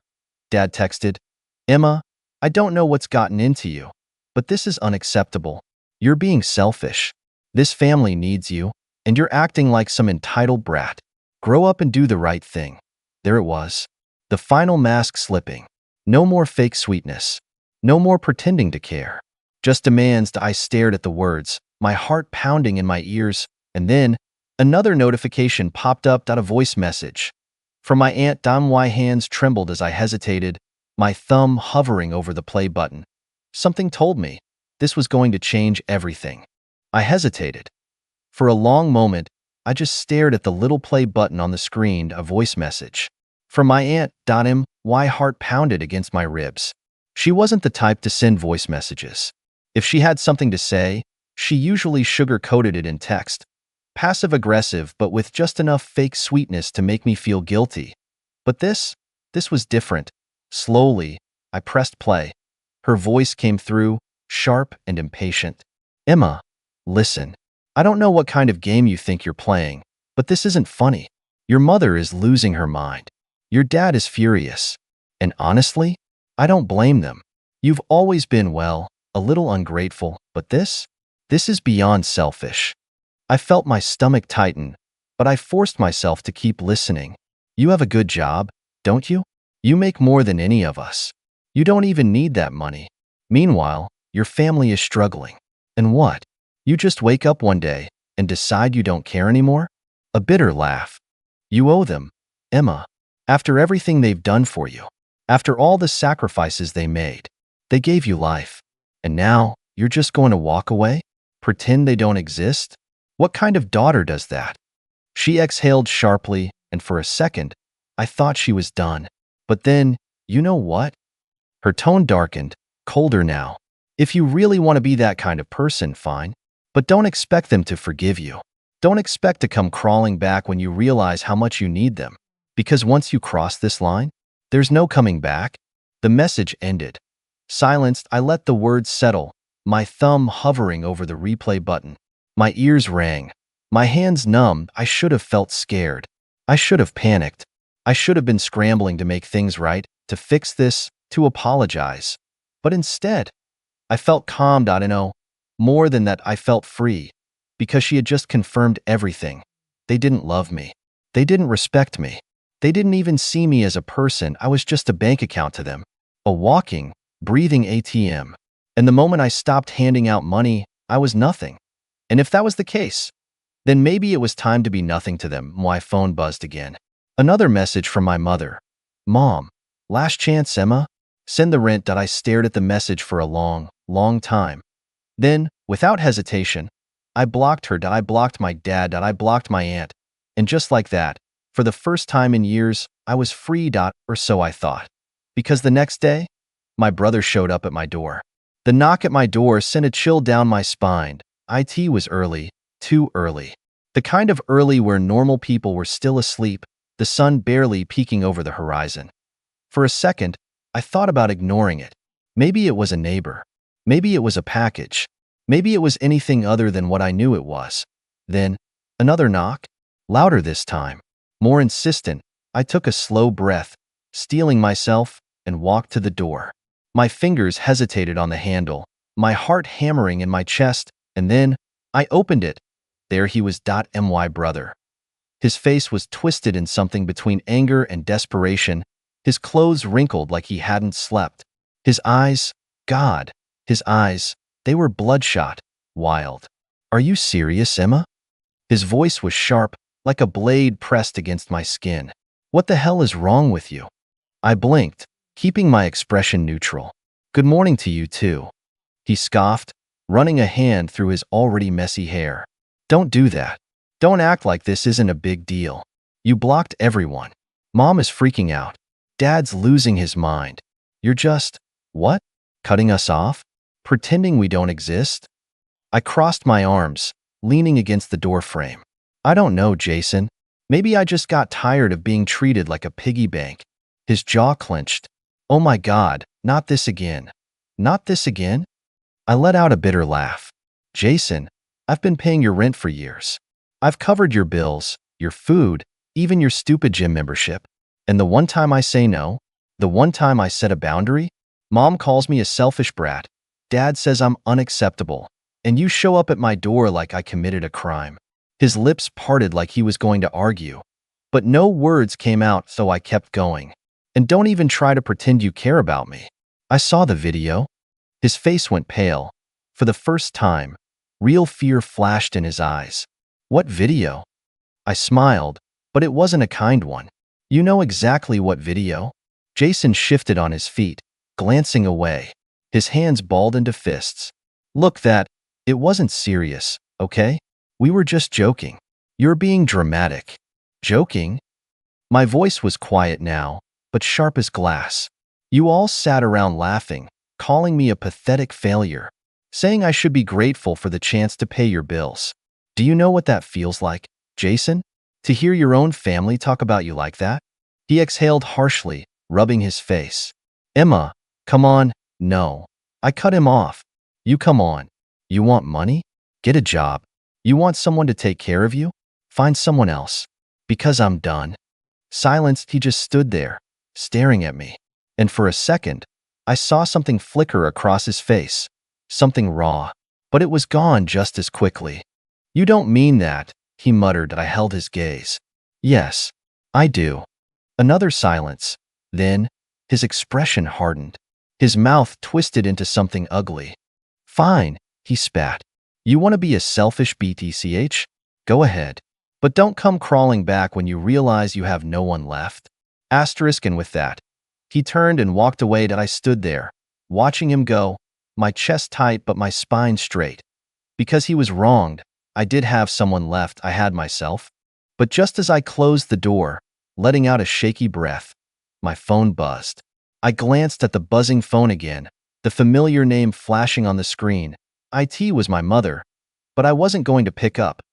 Not this time that I had been at her mercy for so long. Her demands, her guilt trips, the way she'd used my own sense of responsibility against me, manipulating me into giving up everything I had just to keep her from falling apart. Not anymore. I turned the phone over, face down, and walked away. The truth was, I was done. Done with being the constant source of money, the safety net that kept my family afloat when they couldn't be bothered to make their own way in the world. Done with the lies and the manipulation. They'd never once asked how I was doing. Never once thought about the toll it took on me to be the one always picking up the slack. I had carried their weight for years. My mother's, my father's, my brother's. All of them acting like I owed them something. Like my life was just one long, endless repayment for everything they had sacrificed for me. But no one had ever asked what I needed, and no one had ever cared about me, and now I was taking control. But my decision didn't go unnoticed. The next morning, as I sat in my living room, the silence felt suffocating. The weight of my choice was starting to settle in, but there was no regret, no second guessing. I'd made the right decision. Then, my doorbell rang. I wasn't surprised. It was Jason. I could tell by the way he knocked, demanding, impatient. The last person I expected to show up, but somehow, not surprising, I opened the door slowly, keeping my face neutral. "Emma," he started, the usual arrogant tone gone, replaced by something almost pleading. "You need to listen to me." I didn't invite him in. I stood in the doorway, arms crossed. "I don't need to listen to anything you have to say, Jason." He blinked, taken aback. "Good. No, you don't understand." His voice softened, almost desperate. "Mom's freaking out. Dad's calling me, asking what's going on. They don't know how to fix this. You've cut us all off. You can't just leave us hanging like this." I scoffed, leaning against the doorframe. "Oh, I'm sorry. Did you think I was just going to keep enabling you? Keep paying for your rent, your bills, and pretending everything was fine? No, Jason. I'm done. I don't care how much you or mom or dad beg. I'm done playing the role of the family ATM." His eyes flickered with anger. "You're acting like we've never done anything for you. Like we're all just users, right?" I didn't flinch. "Oh, believe me, I know exactly what I've been to you all. I've been a cash machine, a free ride, and I'm tired of it." Jason's face twisted. "You can't just leave us hanging like this. You owe us, Emma." The words stung, but they didn't break me. They only made me more resolute. "I owe you? I've given you everything. I paid for your rent, your groceries, your bills, while you just sat there and watched me do it. And you want to talk about oh?" His fists clenched at his sides. "You'll regret this. You'll regret cutting us off." I couldn't help but laugh. "No, Jason, you'll regret it. Because I'm not the one who needs you anymore." Without waiting for a response, I slammed the door in his face. It felt good. But I knew the drama was far from over.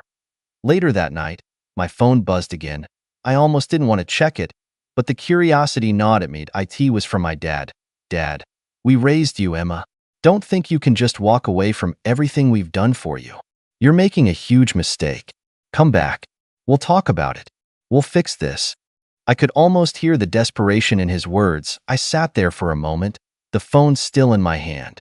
I could have ignored it. I could have blocked him too. But instead, I had a better idea. I wasn't just going to block them. I was going to make them pay for every single lie, every single moment they'd taken me for granted. And it was going to start now. I stood up, walked to my desk, and opened my laptop. It was time to send them a message they'd never forget. And so I started typing.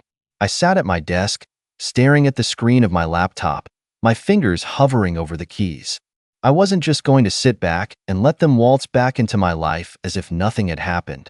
No, I was done being the punching bag. This time, I was taking control. I thought back to everything I had done for them. All the payments I had made, the bailouts, the times I had swallowed my pride and helped them even when I knew I was the one being drained. No more. Now it was their turn to feel the sting of their actions. I opened my email and started typing. First, I gathered all the financial records, every payment I'd ever made for their bills, every bank transfer, every check I had sent over the years to help cover their mistakes. It was time to remind them of what they had taken from me.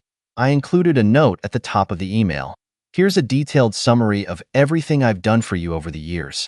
I'm done being your lifeline. I'll no longer be your ATM, and I'll no longer let you make me feel guilty for choosing myself.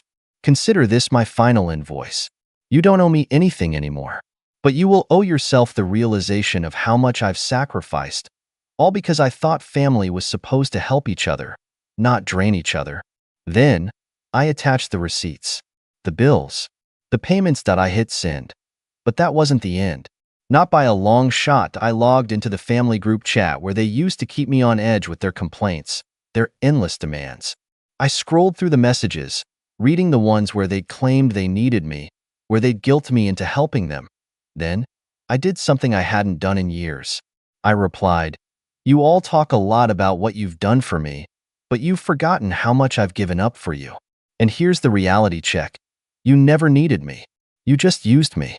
I'm done. This is my last message. Don't ever contact me again." I sent it. The silence after was almost sweet. I leaned back in my chair, letting the weight of the decision wash over me. For once, there were no more phone calls, no more guilt trips, no more pretending that they had any power over me. They could keep their manipulations, their lies, their empty promises. I was free, but just as I thought it was over, I received one last message from Jason. "You're making a mistake, Emma. You'll regret this. Family sticks together." I smiled to myself. I knew he was just trying to get under my skin, but this time, it didn't work that I didn't need them. I had my life, my freedom, and that was enough. That it wasn't the dramatic blow-up I'd imagined. It wasn't some grand confrontation, but in its own way, this was even better. I had taken control without anyone seeing it coming. And the best part? They didn't get to hold any power over me anymore. Yes, I turned off my phone for the night. A sense of peace settled over me. I didn't have to play their game. I didn't have to keep sacrificing myself for people who didn't appreciate me. It wasn't revenge in the way I had expected. It was quieter, more deliberate, and much more satisfying. Now, I could finally breathe. And the best part? I could finally live for me. And that, in the end, was the sweetest victory. Wow, what a ride that was, right? It's wild to think about how much Emma had to endure for so long, but in the end, she took control of her life. I love how she didn't let all the drama or guilt from her family tear her down. Instead of a huge confrontation, she just cut them off, quietly, but with power. Sometimes, the best revenge isn't about making a scene, but about reclaiming your life and showing people you're not a doormat anymore. But here's the thing, not everyone would have handled it that way. Some people might say she should have fought for the relationship, maybe even given them a second chance. Others might think she did the right thing by cutting them out completely. So, what do you think? Do you agree with Emma's choice? Was her quiet revenge satisfying or too harsh? Let me know your thoughts in the comments below. I'd love to hear what you think. Thanksgiving was always awkward in my family, but that year, it turned into something else entirely. My name's Aaron. I'm 31 now, and for most of my adult life, I've kept things quiet. I've always been the quiet one, the helpful one, the one who never asked for much, just stayed in the background and did what needed to be done. Maybe that was my mistake. I guess when people get used to you being invisible, they start thinking you're not really there. Growing up, my brother Luke was the golden boy.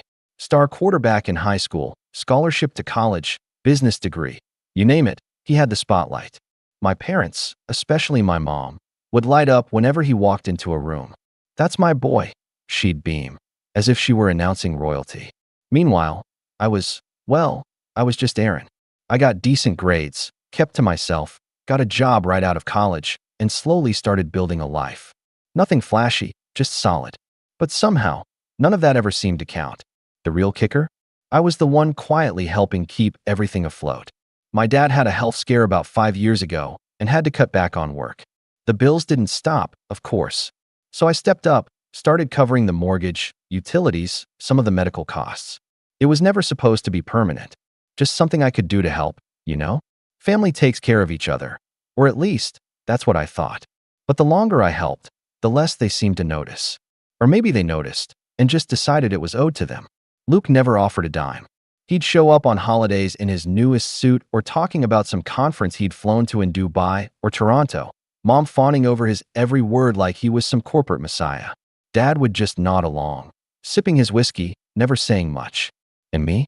I'd usually be in the kitchen, checking the oven, bringing out dishes, helping clean up after. That Thanksgiving started like all the others. I got there early to help Mom prep, even though she barely acknowledged me when I walked in. "The potatoes need mashing," she said by way of greeting. No hug, no smile, just directions. I nodded, as always, and got to work. Luke showed up an hour later with a bottle of wine and a new girlfriend, someone named Danielle who barely looked old enough to drink. Everyone oohed and awed over her while I set the table, ignored in plain sight. Dinner was the usual routine of Mom bragging about Luke's latest big moves, and Luke acting like he invented the concept of work. Danielle laughed at all his jokes, loud and forced, and I just sat there, cutting my turkey into smaller and smaller pieces, chewing slow, staying quiet. Until the conversation shifted. It started with something harmless. Mom mentioned how it must be nice to live alone, implying I had it easy. I made a small joke, said something like, "Yeah, the mortgage fairy sure helps with that," just trying to brush it off. But then she gave me this look, cold and sharp, and said, "You know, Aaron, you've always acted like you're doing us some huge favor. You're not. You're just a burden, always have been." The whole table went silent for half a second. I actually blinked, thinking I'd misheard her. But before I could say anything, Luke chuckled, shook his head, and added, "At least I make this family proud." There it was. That line. That gut punch. Something about the way he said it, so casual, like it was a universally agreed upon fact, like I should already know and accept it. It just made something in me go still. I put down my fork, slowly, pushed my chair back, and stood up. I didn't say a word, didn't throw a fit, didn't even look at any of them. I just walked out, grabbed my coat, got in my car, and drove home. I remember the drive was weirdly quiet. I didn't even turn on the radio. My phone buzzed once or twice, probably text from Mom asking where I went, or maybe Danielle trying to smooth things over. I didn't check. I just drove in silence, parked, went inside, and sat on my couch for a long time, thinking. I thought about every bill I'd paid, every quiet sacrifice, every time I'd been there when they needed something, rides, groceries, last-minute repairs. I thought about how not once had I ever been thanked. Not once had anyone said, "We appreciate you." Instead, I got called a burden right after peeling potatoes for 3 hours and covering their mortgage again. For a while, I wasn't sure what to do. I was angry, yeah, but more than that, I felt numb. Like I just realized something I should have known a long time ago. They didn't see me as part of the family. They saw me as a tool, a utility, a wallet with legs. So I stopped. Cold turkey. No more payments. No more quiet help. No more being the family doormat. I didn't send a message. I didn't explain. I just let it all go, turned off the autopay, deleted the bill reminders from my calendar, and went about my life. Weeks passed. Then, one afternoon, my phone rang. It was Dad. He never really called me. Even growing up, he'd let Mom handle most things. So when I saw his name pop up, I hesitated. But I answered. "Hey, Dad," I said. His voice was stiff, annoyed. "Aaron," he said, "why is the mortgage unpaid?" I didn't miss a beat. I just leaned back in my chair and said, "Ask your pride and joy." Then I hung up. And that was when things started unraveling. After that call, the silence was deafening and telling. Nobody reached out. Not Mom, not Luke, not even with a half-hearted, "Hey, you okay?" It was like they expected me to crawl back the moment the consequences hit. Like my absence was just a tantrum. Temporary. They didn't understand yet. But they would. 2 days after Dad called, I got a text from Mom. No greeting, no context. Just, "We need you to sort out the mortgage before it affects our credit. Don't be childish." Childish. That was the word she chose. Not, "We're sorry," not, "Let's talk." Just a command, cold and clipped. I stared at the screen for a long time, thumb hovering. I could have said a lot. I could have let the years of resentment pour out in one long message. But I didn't. I left it on read and put my phone down. If they wanted to pretend I was just a cog in their machine, fine. Let's see how they function without me. The fallout came slower than I expected, but it came. I started hearing things through extended family, mostly from my cousin Rachel, who lived a few blocks from my parents. She called me one night with a nervous laugh. Just a heads up, your mom's been telling people you've been going through something, that you're not well lately." My stomach sank. "Not well." I repeated. "Yeah," she said carefully. "Mental health stuff. Saying you're having some kind of breakdown, that you're unstable, lashing out." I didn't believe it, obviously, but she's spinning this story like you're off the rails. I closed my eyes and took a slow breath. There it was. Classic deflection. Instead of facing the truth, they were rewriting it, casting me as the problem, making it look like I'd snapped, like I was unreliable, erratic. It was easier than admitting they'd leaned too hard for too long and finally broke the one person holding the family up. I shouldn't have been surprised, but it still stung. What really got me, though, was how they handled Christmas. It had always been at my place the past few years, mostly because I had the space and the patience. I did the decorating, cooked the dinner, bought thoughtful gifts even when money was tight. I made it feel like something. But that year, I didn't invite them. I didn't say a word. I figured they'd get the message. Instead, they held their own gathering, without telling me, and posted a bunch of smiling group photos on Facebook. Luke grinning next to Mom. Danielle holding a glass of wine by the tree I bought them last year. The caption read, "Grateful for family. Some people may leave, but the ones who matter always stick together." It hit harder than I expected. I wasn't even mad at first, just hollow, like I'd finally been cut out completely. They didn't miss me. They just patched over the space I left and kept going. But the cracks started showing not long after. Rachel called again in mid-January. "You're not gonna believe this," she said. "Luke's in trouble." I raised an eyebrow. "What kind of trouble?" "He quit his job." I blinked. "Why?" "He says he's starting his own thing. Some consulting business or something. But rumor is he got pushed out. Misused company funds or something shady. Nobody's saying the full story." That caught me off guard. Luke had always been the golden child, sure, but not exactly the responsible type. He liked appearances, nice cars, flashy watches, designer suits. I'd quietly wondered for years how he afforded his lifestyle without it catching up to him. Now it sounded like it finally had. I didn't say anything to Rachel at the time, but in the back of my mind, a quiet thought stirred. They're going to come knocking again. And they did. It started with a long message from Mom, unusually sweet, almost performative. "Hey honey, I know things have been tense, but family is forever. We all say things we don't mean sometimes. Can we talk? Maybe have dinner soon? I'll make that roast you like." I didn't reply. 2 days later came another message, this one from Dad, clipped again. "We're going through a rough patch. Mortgage is 2 months behind now. Your mother's upset. Can you please help us out, just this once?" I stared at my screen and just laughed. Just this once? I'd been helping out for years, silently, without thanks, without recognition. And now, after being called a burden and cast aside like some bitter embarrassment, they wanted me to step in again, just this once. What struck me more than anything was how little they seemed to understand what they'd done. To them, I was still the fallback plan, the quiet one, the helper. They didn't realize that the silence wasn't temporary, that I wasn't coming back. Still, they kept pushing. Luke called one night. I didn't answer, so he left a voicemail. I listened to it once, then again, just to be sure I heard what I thought I did. "Hey, Aaron. Look, I know things got out of hand, but, you've always been good with money. And I've got this business idea that could really take off. I just need a little startup capital. Thought maybe you'd want in on the ground floor. Like an investment. Win-win, you know." I sat in stunned silence. It wasn't even an apology. Not a real one. Just a pitch. Like I was a venture capitalist, not his brother. Like he hadn't laughed in my face at Thanksgiving while I quietly carried the weight of his parents' financial stability. Something in me shifted after that call. I'd been quiet, but it wasn't just about hurt anymore. It was about clarity. I saw them now for what they were, and more importantly, what I wasn't to them. I wasn't family. I was a resource. And the moment I stopped being useful, they rewrote the story to cast me as the problem. But now I wasn't just done. I was done playing nice. And that's when I started making a plan. I didn't rush the plan. I'm not the dramatic type.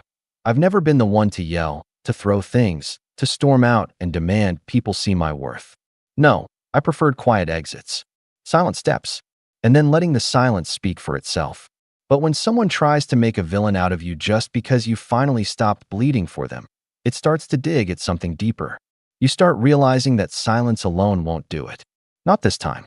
The betrayal, the one that changed everything, came about a week after Luke's voicemail. I was at work, sitting at my desk going through reports, when I got a call from an unknown number. I almost let it ring out, but something told me to pick up. Aaron Miller? The voice asked. Male, polite, but firm. Speaking. This is Kevin Brooks with Lakeshore Lending. We're calling to follow up regarding your recent mortgage application. I froze. I'm sorry, what application? The man paused. I heard the rustling of paper. This is the application submitted on January 11th. For a new loan on 324 Linton Avenue. That's your listed residence, yes? I leaned back slowly in my chair, the air feeling thick around me. That was my address. My house. Hold on, I said, trying to keep my voice steady. I didn't submit any application. More silence. Then Kevin asked, carefully, you didn't authorize Luke Miller as a co-signer on this application? My stomach turned. No, I did not. I asked him to send over the documentation. He agreed. I hung up and sat there, stunned, staring at my desk without blinking. 10 minutes later, the email hit my inbox. Attached was a scanned PDF, and when I opened it, my name and information were all over the loan documents, along with Luke's. Forged signature. Forged income statement. He even submitted my bank information, accounts I hadn't shared with anyone in years. And most insulting of all, the intended use of funds box had been checked as capital for family business venture. I saw red. He didn't just try to use my generosity. He tried to steal from me. He tried to put my house up to fund some doomed idea, the same house I worked overtime to afford, the same house they all conveniently forgot existed when they called me a burden. It was like the years of being overlooked, dismissed, and manipulated collapsed into that one moment. Like every time I let something slide, every time I swallowed my pride and did what they needed, had brought me to this exact betrayal. I didn't cry. I didn't panic. I just sat there, still, numb. The way you feel after a car crash, when your body is fine, but your brain hasn't caught up yet. Then, slowly, I opened a new browser tab. I started with an email to my lawyer, a woman named Marissa I'd used a couple years ago for something work-related. I wasn't even sure she'd take a personal case, but I laid it all out. The forged documents, the bank info, the unauthorized loan application. I sent the PDF. I attached screenshots. I included the voicemail from Luke. Within 20 minutes, she responded. I can help. First step is locking down your credit. Second step is reporting this to the authorities. Third step is deciding how loud you want to be. That last line stuck with me. How loud do I want to be? I'd spent my whole life quiet, avoiding scenes, choosing peace over confrontation. But now they'd gone too far. Luke had tried to tie me into debt without asking. My parents had painted me as unstable to cover their own neglect. And when I stopped giving, they didn't ask why. They just demanded more. No, this time I'd be loud. I'd be undeniable. I didn't respond to anyone that weekend. I didn't answer texts, didn't pick up the phone. I spent the entire time going through old receipts, bank records, and emails. I built a timeline. Every payment I'd made for my parents, every mortgage deposit, every expense I'd covered. I labeled them, dated them, organized them into a clean folder. I wanted a paper trail so clean it could cut glass. Monday morning, I filed a police report for attempted identity theft and fraud. I handed everything over to Marissa, who drafted a cease and desist for Luke, legally barring him from using or accessing any of my financial records or personal information. She also added a clause to protect my house from any further activity without my explicit written consent. And just for good measure, I froze all my credit accounts, changed every password I had, set up two-factor authentication on everything. Luke wasn't getting near anything I owned again. 3 days later, I got a call from Luke. This time I answered. Aaron, he said, like we were old friends. Hey, listen, I think there's been some kind of misunderstanding. Save it. He stopped. What? I know what you did. I have the documents. The bank called me directly. I've already filed the report, and you're going to be hearing from my lawyer. There was a pause, then a nervous laugh. Dude, come on. It wasn't like that. I needed a little help, man. I figured we'd both benefit. It's not like I was going to mess you over or anything. You already did, I said flatly. You just didn't expect to get caught. Okay, look, he said, tone shifting fast. Let's just be real for a second, all right? You've always had help. You live alone.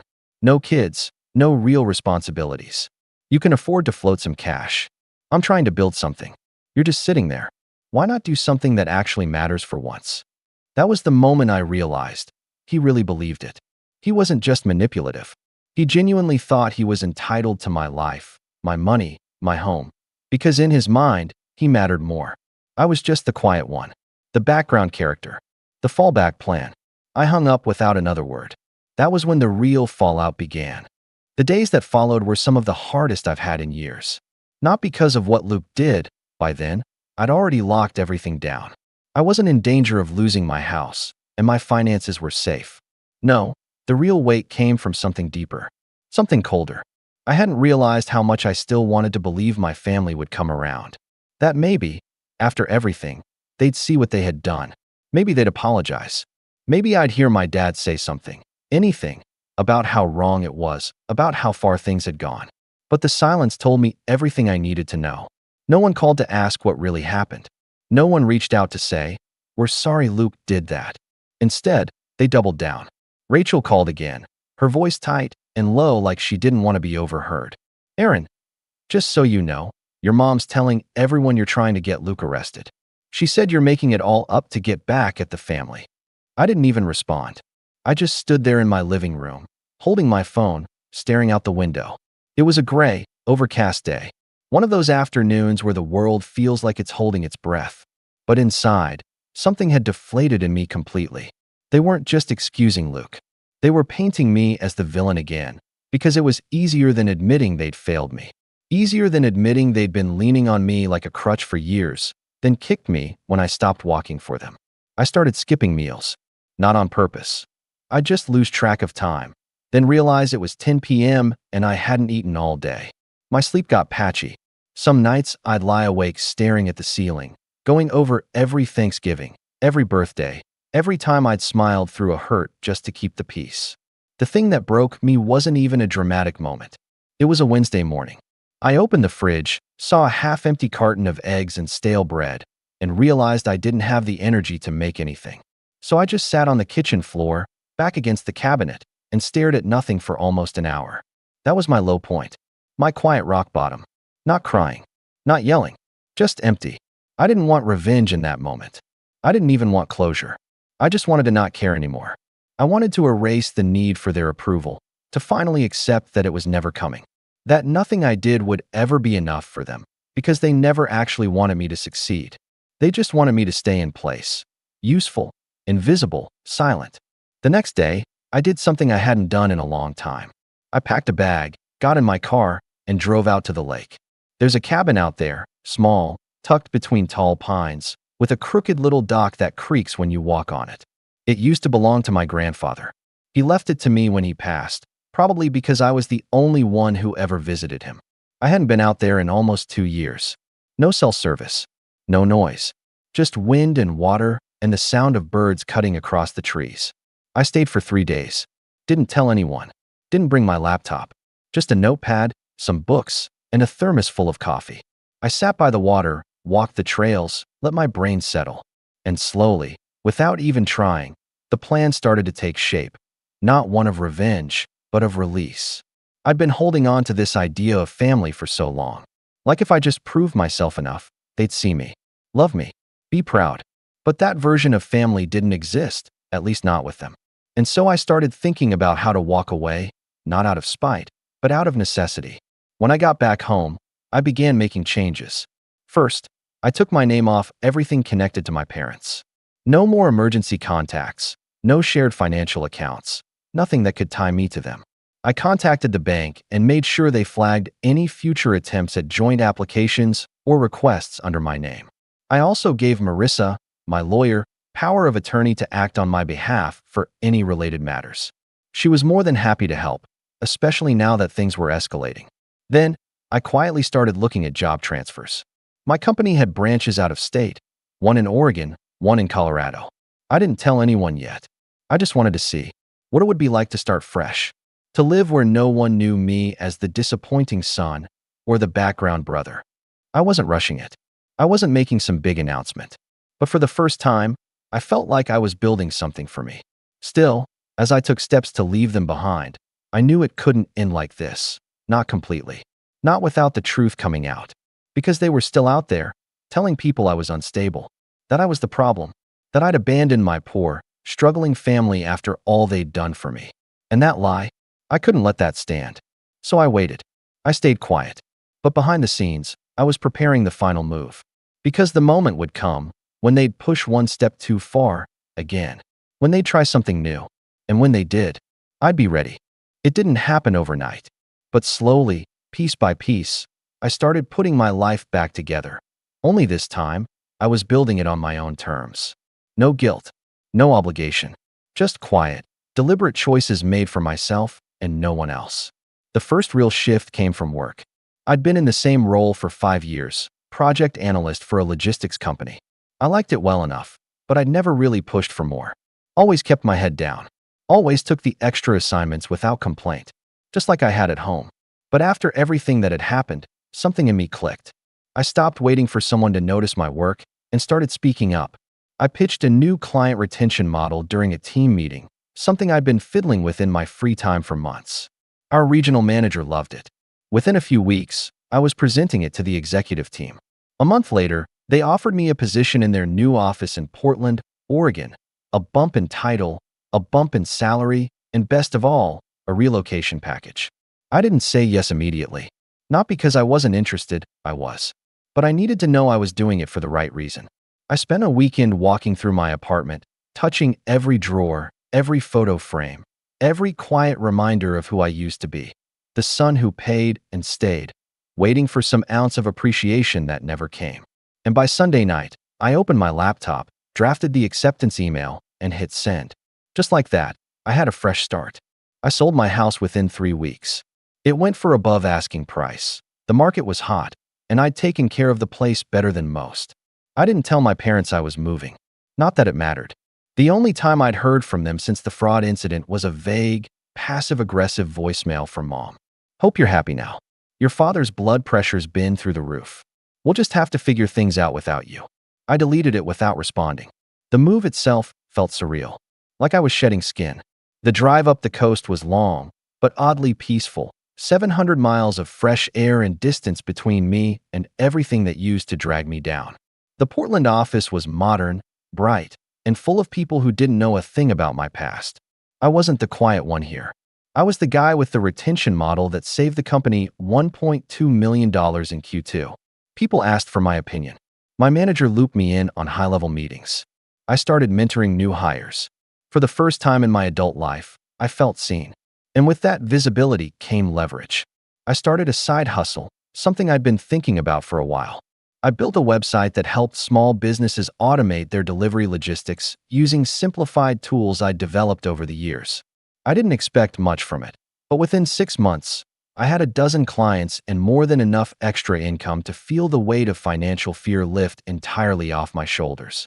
I joined a hiking group, started seeing a therapist, took a pottery class, of all things. I wasn't trying to find myself. I was just finally giving myself permission to be something beyond what my family told me I was. And with each step, my confidence grew. But so did my clarity. The more distance I gained, the more obvious the pattern became. My parents weren't just toxic, they were dependent on controlling the narrative. As long as I was quiet, they could paint themselves as the loving, self-sacrificing parents who were being mistreated by their ungrateful son. Luke was the success story. I was the failure who got weird and distant. But what they didn't know, what they couldn't possibly predict, was that I'd been documenting everything. Emails, voicemails, bank statements, text messages, all neatly organized in a cloud folder. And with my lawyer's help, I'd filed a civil complaint for attempted fraud and identity theft. It was slow-moving, legal stuff always is, but it was real. And eventually, Luke would be served. But that wasn't even the part that excited me anymore.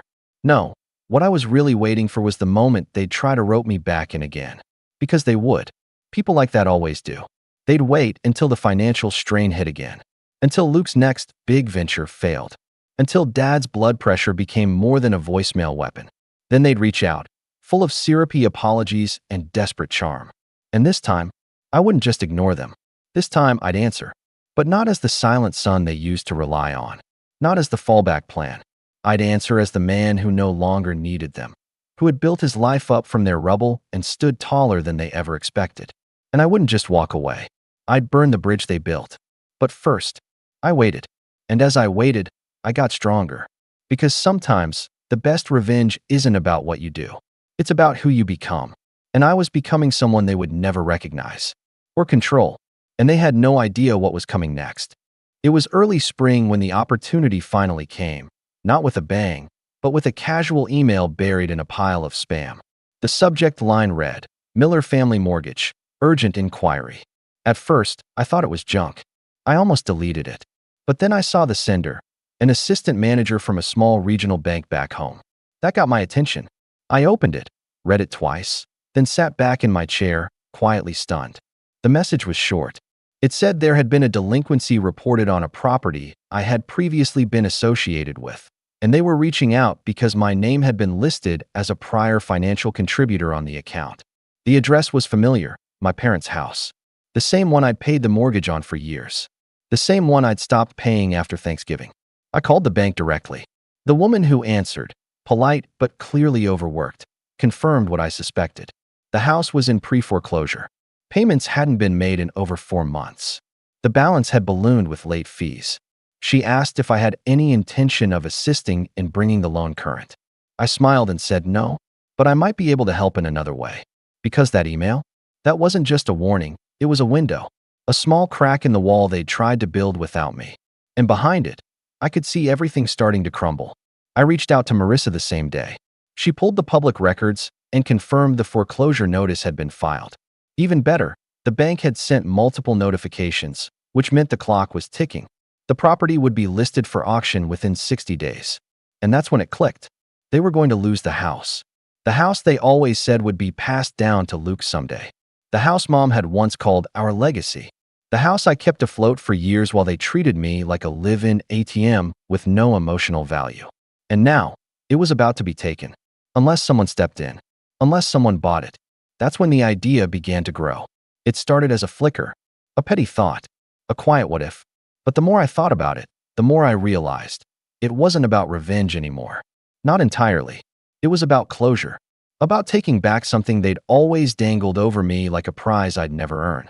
And this time, I wouldn't just earn it. I'd own it. I had the means. Between my new salary and the steady income from my side business, I was in the strongest financial position I'd ever been in. I reached out to a realtor friend in Portland, explained the situation, and asked if she could help me quietly monitor the foreclosure process.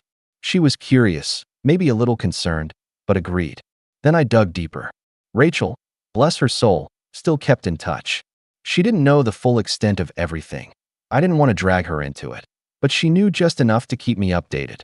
One night, she called and told me something that made the entire picture snap into focus. "So, Luke's back living with your parents," she said. "His startup's gone." Danielle left.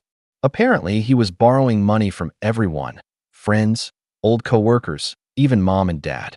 "They're broke, Aaron." I leaned back in my chair, nodding slowly. "Are they selling anything?" "Not yet. But your mom was at church last weekend whispering about needing a miracle. Whatever that means." I thanked her, hung up, and sat in the quiet for a long time. It was time.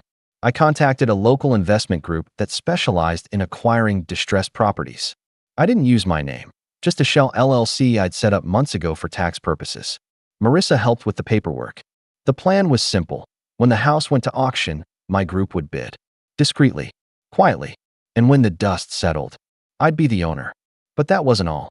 As I moved the pieces into place, another document surfaced, one I'd almost forgotten about. A notarized statement I'd had drafted years ago when I first started helping with the mortgage. It laid out my financial contributions, signed by my parents, acknowledging that I had covered over $90,000 in payments and repairs as a gesture of goodwill and support. Marissa reviewed it and smiled. "If they ever contest your purchase or try to claim the property was unjustly taken, this will bury them." It wasn't just a receipt. It was protection, leverage, proof that I wasn't some estranged son trying to steal the family home. I was the one who'd saved it until they turned on me. Now, I was simply reclaiming what they'd thrown away. I took the final step. I arranged to fly back home the week before the auction. Not to stir drama, just to be there. To watch, to see, with my own eyes, the moment they realized their golden son wouldn't be the one rescuing them. Because I was done being quiet. This time, I wasn't just walking away. I was walking back in, but on my terms. And they weren't going to see it coming. The flight home felt surreal. It had been nearly a year since I left, since I'd packed up my life and driven 700 miles north, swearing I'd never look back. Now, here I was, sitting by the window of a half-empty plane, watching the city I'd outgrown creep back into view. But I wasn't the same man they remembered, and I wasn't coming back to make peace. The auction was scheduled for 10 a.m. on a Thursday morning. Small courthouse event, nothing flashy, just rows of stiff chairs, a wooden podium, and a bank-appointed auctioneer going through a list of properties like he was reading off overdue library books. I showed up early, dressed clean, dark jeans, pressed shirt, blazer. Unassuming but sharp. I sat in the back, quiet, unnoticed. The bidding started slow. I waited. When the house came up, 4131, Willow Bend Lane, 3-bed, 2-bath, the same one I'd covered for years. The auctioneer barely raised his voice. Starting at $242,000. Do I hear 242? One bidder raised his hand. A woman I didn't recognize. Probably a flipper. Do I hear 245? My agent, the one I sent in under the LLC, raised her paddle. Calm, confident. 245. Thank you. Do I hear 250? Another bidder joined. Then it became a mild back and forth. A few nods, a few counters. No drama. Until 260 hit. That's when the other bidders backed down. The room got quiet again. 260 going once, twice, sold. The gavel came down. Just like that, it was mine. My house. Or at least, the house I paid for. The house they pretended was never mine. The house they said would belong to Luke because he'd have a family someday. That house now belonged to my LLC. And they didn't have a clue. I didn't show up at the house that day. I wasn't looking for a confrontation. Not yet. I wanted the paperwork processed first, deed transferred, locks changed, all of it buttoned up and clean. That took about 9 days. 9 days where I stayed in a quiet hotel just outside town, walking by the lake, sipping black coffee in the mornings, sleeping like I hadn't in years. 9 days while the storm quietly brewed in their lives. Rachel texted me on day 7. Luke's freaking out. Got some notice taped to the front door. Your mom ripped it off, but she's been crying ever since. They don't know what's happening. They thought they had more time. I didn't reply. On day 10, the sheriff delivered the final notice to vacate. And that night, I went to the house. Not to gloat. Not yet. Just to look. I parked across the street, engine off, headlights dimmed. It was dark outside, late enough that the neighborhood was quiet. The porch light was still on. Through the front window, I could see my mother sitting at the kitchen table, shoulders hunched, hand wrapped around a mug like it could anchor her. Luke stood behind her, pacing. My dad sat stiff and silent, looking older than I remembered. I watched them like strangers. And in a way, that's what they were now. They had no idea they were sitting in my house. The next morning, my property manager hand-delivered the final document. A formal notice of ownership and intent to renovate the property, effective immediately. Inside was a personalized letter, carefully worded by my lawyer. It read, "This property is now under new ownership. All prior occupants must vacate by Friday. There will be no further extensions and no exceptions. We recommend securing alternate housing immediately." It was signed by me, not as Aaron, but as the managing partner of the LLC. I didn't plan on seeing them, but fate, or karma, had other ideas. The following day, I was walking out of a bakery downtown when I saw them. All 3 of them. Mom, Dad, Luke, standing outside a bank across the street, huddled together like a storm-battered flock. Mom looked pale and frantic. Dad was rubbing his forehead. Luke was on the phone, barking into it, red-faced. I don't know if it was the bank denying them another loan or the landlord of whatever rental they were begging for, but they looked completely untethered. For the first time, they looked like the ones who didn't belong. I stayed across the street. I didn't wave. I didn't approach, but I did make eye contact with my mother. For one long second, she froze when she saw me. Her lips parted like she might say something, but she didn't. She just stared, as if she wasn't sure if I was real or some ghost from a past she'd never imagined would come back with power. I held her gaze, gave her the smallest nod, then turned and walked away. That night, I got a text. It was from a number I didn't recognize at first, but I knew the tone instantly. Why are you doing this to us? We're still your family. I didn't reply right away. I let it sit. Then, after a full day passed, I wrote back.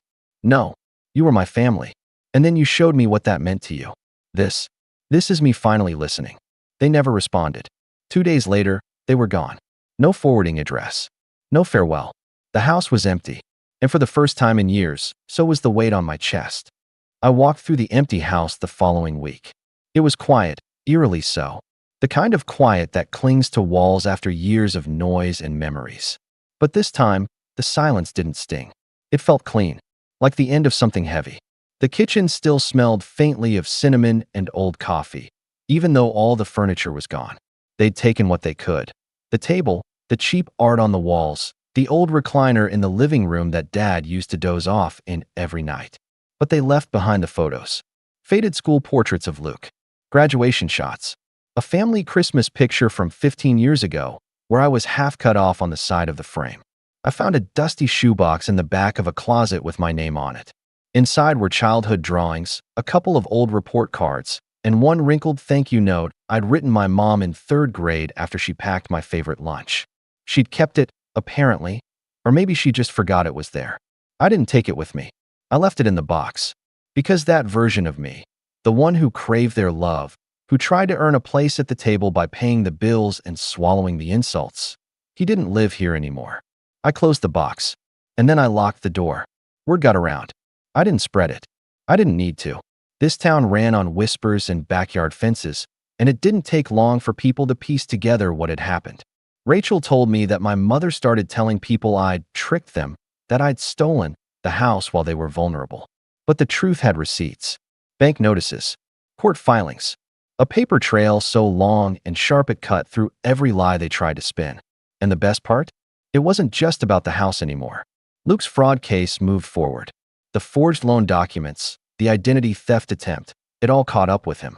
My lawyers submitted everything to the authorities. The investigation was quiet, but thorough. A few months later, I got a message from the county clerk's office. Luke had taken a plea deal. Fines, probation, and a permanent mark on his record.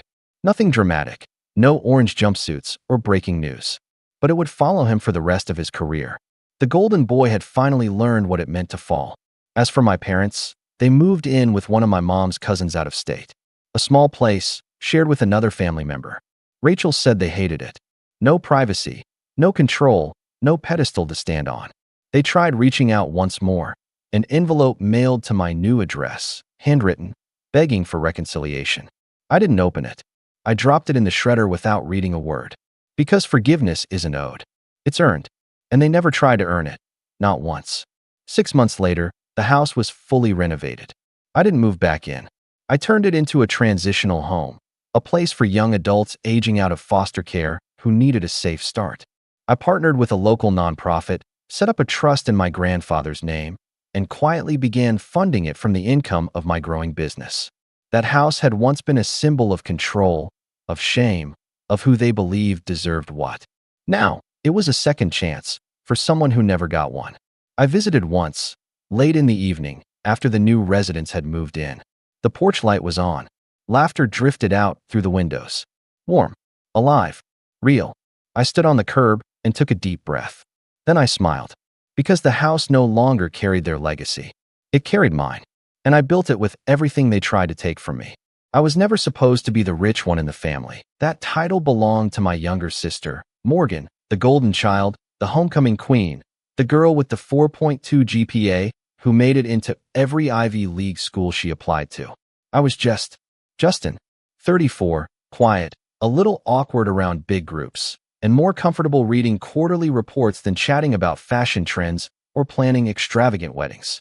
I work in private equity, but you wouldn't know it from looking at me. I wear the same $60 watch I've had since college, drive a 10-year-old Honda Accord, and live in a house I paid off in cash 2 years ago. No debt, no drama, no desire to show off. That's probably why no one in my family really understood what I do. And I never corrected them. They thought I worked in some kind of finance thing. My mom once told her friend that I was a bank teller or something like that. I just smiled and nodded. It was easier than explaining leveraged buyouts and silent partnerships, especially since Morgan sucked up all the attention anyway. She always had. Even when we were kids, it was like I was the backup sibling, the spare. She got piano lessons, ballet recitals, private tutoring. I got told to be quiet during her practice sessions. If she wanted something, the whole house revolved around getting it for her. If I needed help with school or life or anything really, I got a pat on the back and a "you'll figure it out."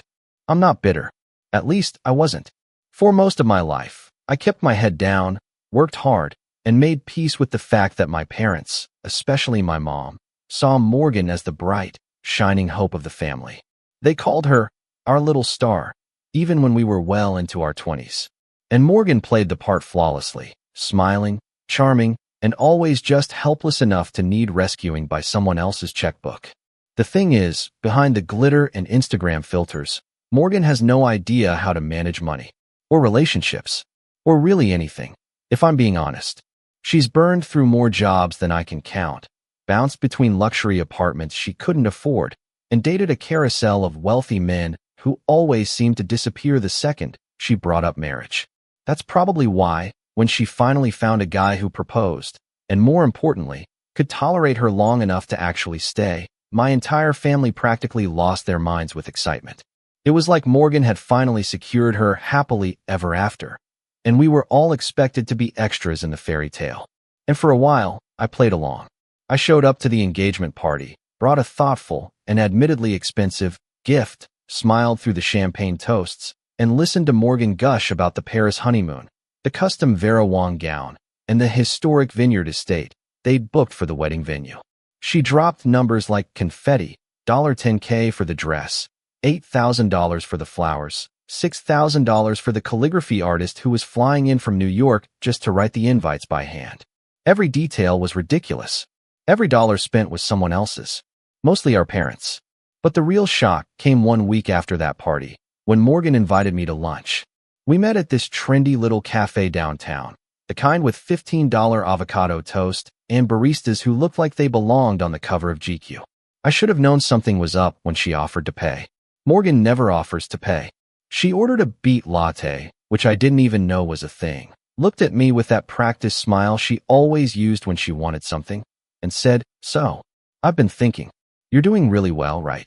I blinked. I'm doing fine, yeah. No, I mean really well. Like, you have your own house, no student debt, you travel a lot. You're probably killing it with investments, right? I gave her a careful smile. I live within my means. That's all. She laughed like I'd said something adorable. That's such a you thing to say. So humble. I waited. I already knew what was coming. I just didn't know how big the ask would be. She leaned in, lowered her voice like we were sharing state secrets. So listen, I'm a little over budget on the wedding. Just by a tiny bit. Okay, more than a bit. 50,000, to be exact. I nearly choked on my water. You're over budget by 50 grand. She waved it off like it was pocket change. It's not that bad. We had to upgrade the catering to a Michelin-starred chef because Bryce's family are major foodies. And I found this designer in Milan who's doing the bridesmaids' dresses. Trust me, it's a vibe. But anyway, I was hoping you could help. Help how? I asked, though I already knew. She smiled, sweet and poisonous. Cover the difference. Just the $50,000. I mean, it's nothing to someone like you, right? You probably made that in dividends last quarter. I sat back, stunned. You're asking me to give you $50,000? Not give, she corrected quickly. Just pay for the wedding. It's a one-time thing. You'd be making sure your only sister has the day of her dreams. And honestly, it would mean so much to mom and dad. They're kind of maxed out. But we all know you're the one who's doing the best. I stared at her. This wasn't just a bad ask. It was an entitled one. There was no gratitude in her voice, no acknowledgement of how massive that number was. She genuinely thought I'd just hand it over like I was an ATM. I took a breath. Morgan, I love you, but I'm not funding a $50,000 wedding. That's not happening. Her smile faltered, just for a second. Then the performance kicked back in. Wow. Okay. I guess I'll just tell Bryce we have to cancel the signature cocktails and cut the live jazz band. Thanks for nothing. I didn't say I wouldn't help at all. I offered carefully. But 50 grand? Come on. That's not reasonable. She stood up. Just like that. Didn't even finish her latte. Fine. Forget it. I'll figure it out myself. Just remember this when the time comes. And with that cryptic line, she walked out. I wish I could say I forgot about it, chalked it up to Morgan being Morgan. But something about the way she said it, that weird emphasis on the time, gnawed at me. It was a threat disguised as drama. And in my family, drama has a way of turning nuclear. 2 weeks later, I got a text from her. Dinner at my place. Just us. Super chill. Let's clear the air, smiling face with smiling eyes. I knew I shouldn't go. I went anyway. And the moment I stepped into her apartment, I knew I'd made a mistake. Because it wasn't just us. 3 men in suits were already seated at the table, each with a stack of paperwork. Morgan walked out of the kitchen holding a glass of wine, wearing that same sweet smile she always used when she was about to light someone's world on fire. She raised her glass and said, "Welcome, Justin. Let's talk options." And that was the beginning of the end. I stood there in the doorway, not moving.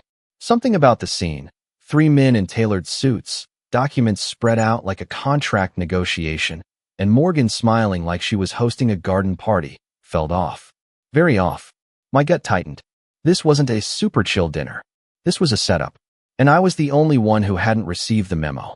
"You all right, Justin?" Morgan asked sweetly, motioning to the seat across from the lawyers.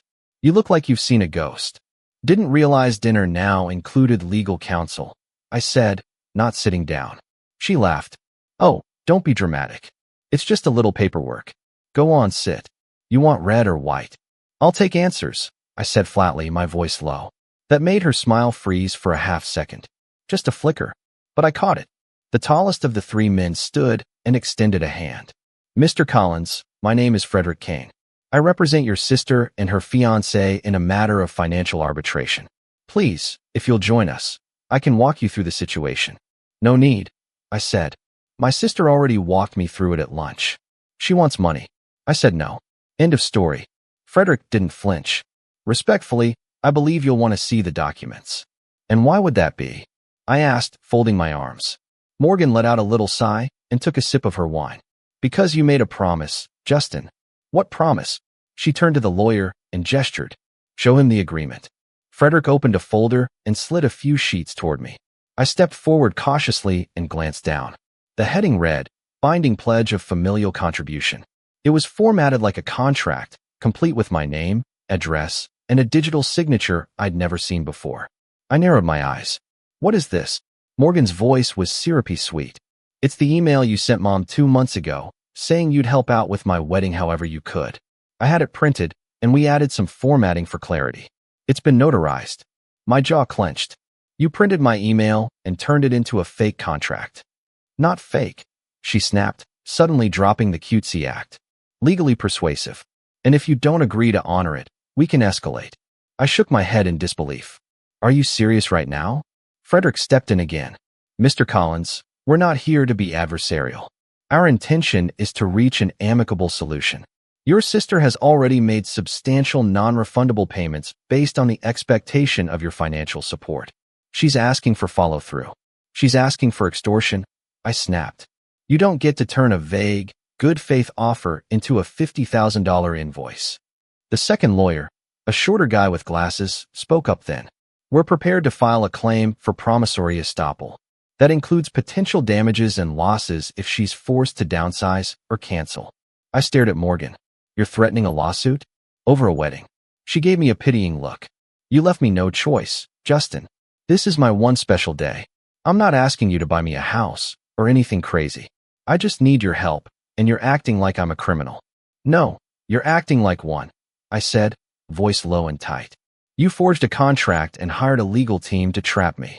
There was a pause. Then Morgan shrugged, turning to the lawyers with a little grin. He always did like playing the victim. That was the moment something in me shifted. I don't know what exactly. Maybe it was the sheer gall of being ambushed like this. Maybe it was seeing the familiar smugness on her face, the same look she wore as a kid whenever she got away with something. Whatever it was, the anger wasn't loud. It was quiet, controlled, cold.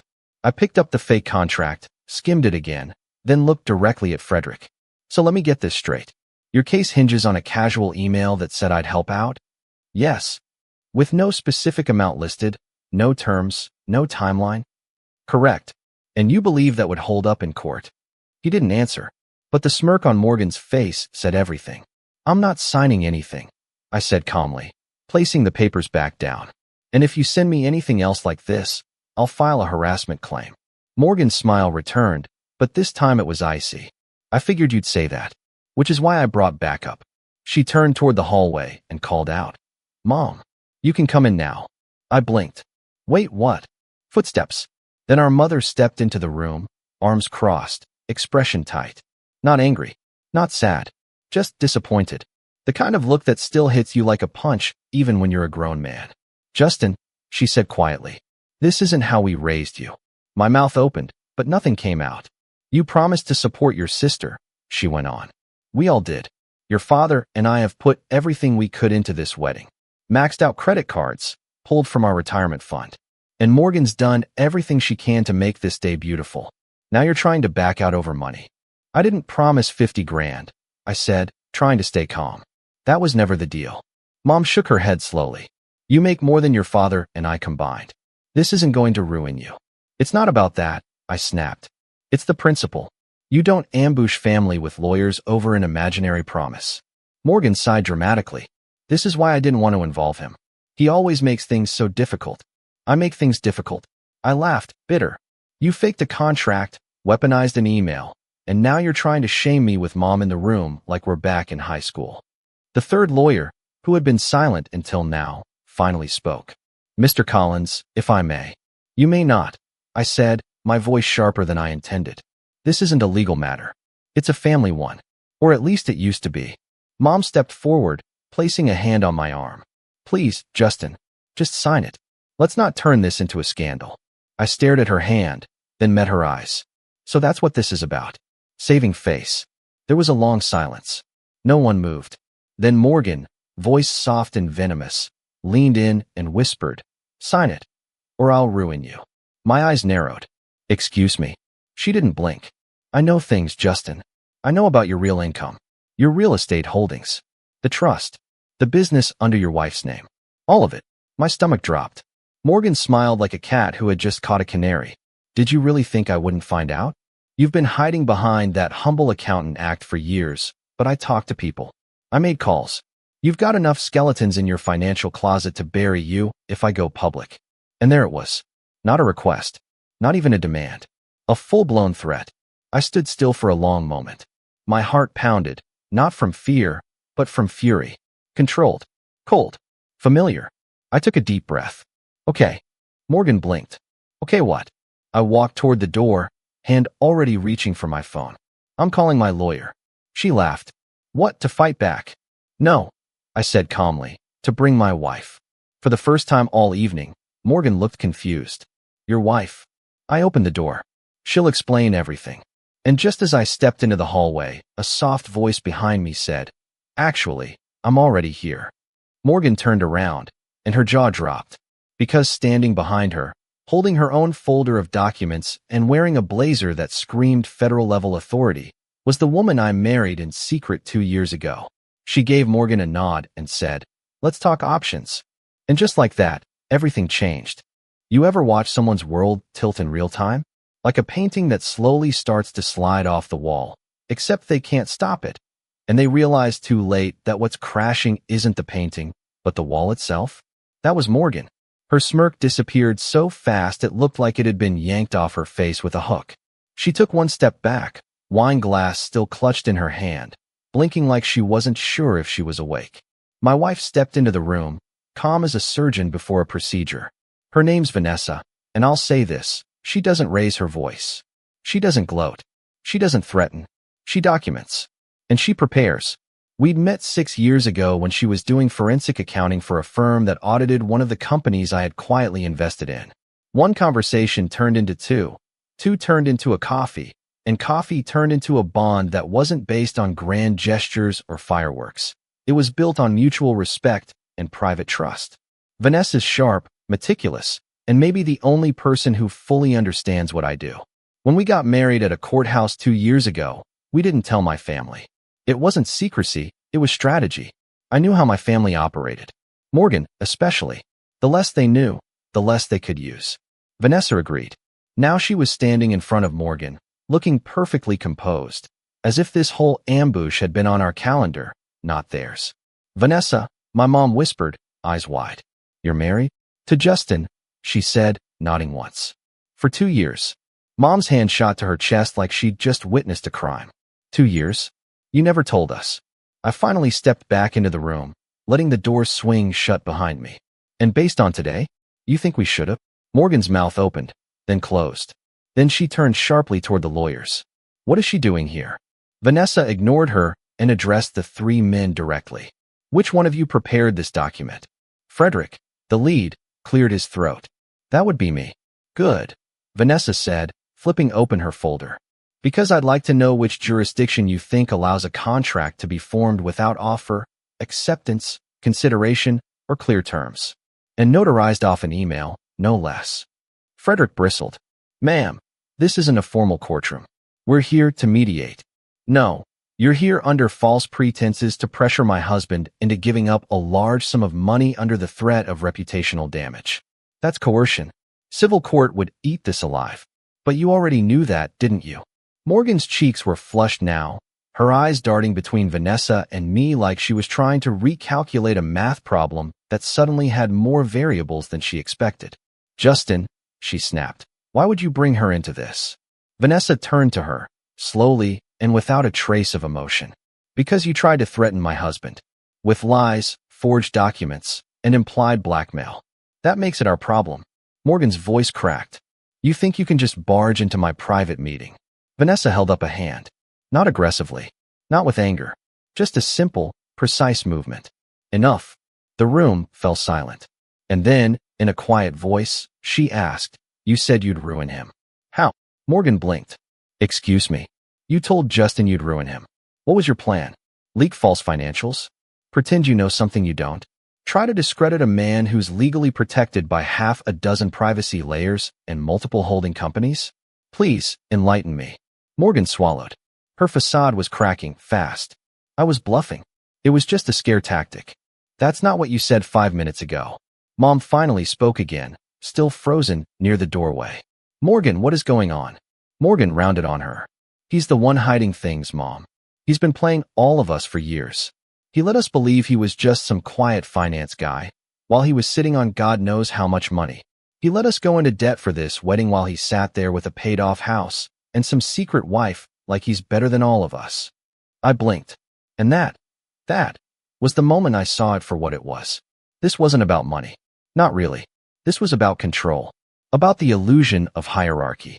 Morgan had always been the favorite, the chosen one, the daughter my parents built their lives around. And I was supposed to orbit her, to support, to clap, to fund her dreams without question. The fact that I had quietly built a life, a successful one, without her, without my family knowing, was the ultimate betrayal in her eyes. Not because it hurt her, but because it threatened her place at the top. Vanessa stepped forward and placed a printed packet in front of Frederick. Here's a summary of Justin's financials, redacted, for legal safety. Note the asset protection clauses, the irrevocable trusts, and the offshore shields that make your little lawsuit inadvisable. Frederick picked it up with shaking fingers. Vanessa turned to Morgan. This was your last shot at manipulating him. You should have spent it better. Morgan's eyes welled up, and for a split second, I thought she might actually apologize.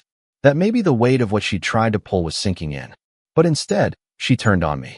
You lied to me, she spat. You let me humiliate myself. You let me think I could count on you. And now you're parading your lawyer wife in here like some gotcha moment? I stared at her, feeling something unfamiliar twist in my chest. It wasn't just betrayal. It was grief. Grief for the idea of family I'd been clinging to for too long. Grief for the brother I'd tried to be. You never tried to count on me, I said softly. You tried to use me. And the moment I said no, you didn't try to talk. You brought lawyers. You forged papers. You weaponized Mom. I was desperate, she shouted. I deserve a beautiful wedding. You deserve respect, I said. But you lost mine a long time ago. Then I turned to Mom. And you let this happen. You backed her. You didn't even ask me what was true. You just assumed I owed her something. Like I'm not your son. Like I'm just a resource. Mom looked like she wanted to argue. But nothing came out. Maybe she finally realized that something had shifted. That the dynamic, the unspoken rule of Morgan first, wasn't just breaking. It had broken. I stepped back toward the door and took Vanessa's hand. We're leaving. Morgan screamed behind me, actually screamed. You're going to regret this, Justin. I swear to God, you'll regret this. Vanessa paused just long enough to glance over her shoulder and say, you should stop making threats. We record everything. And then we walked out. But it wasn't over. Because the next day, Morgan doubled down. That night, I didn't sleep. Vanessa and I sat at the kitchen table, going through everything. We weren't worried legally. We were covered 6 ways from Sunday. But emotionally, I was wrecked. Not in the loud, sobbing way.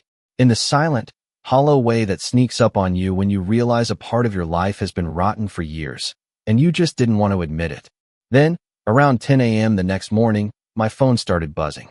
First, a call from my aunt. Then a cousin. Then an old friend I hadn't heard from in months. Vanessa checked her phone and went still. She posted something. My stomach turned. Sure enough, Morgan had taken to Facebook. Then Instagram.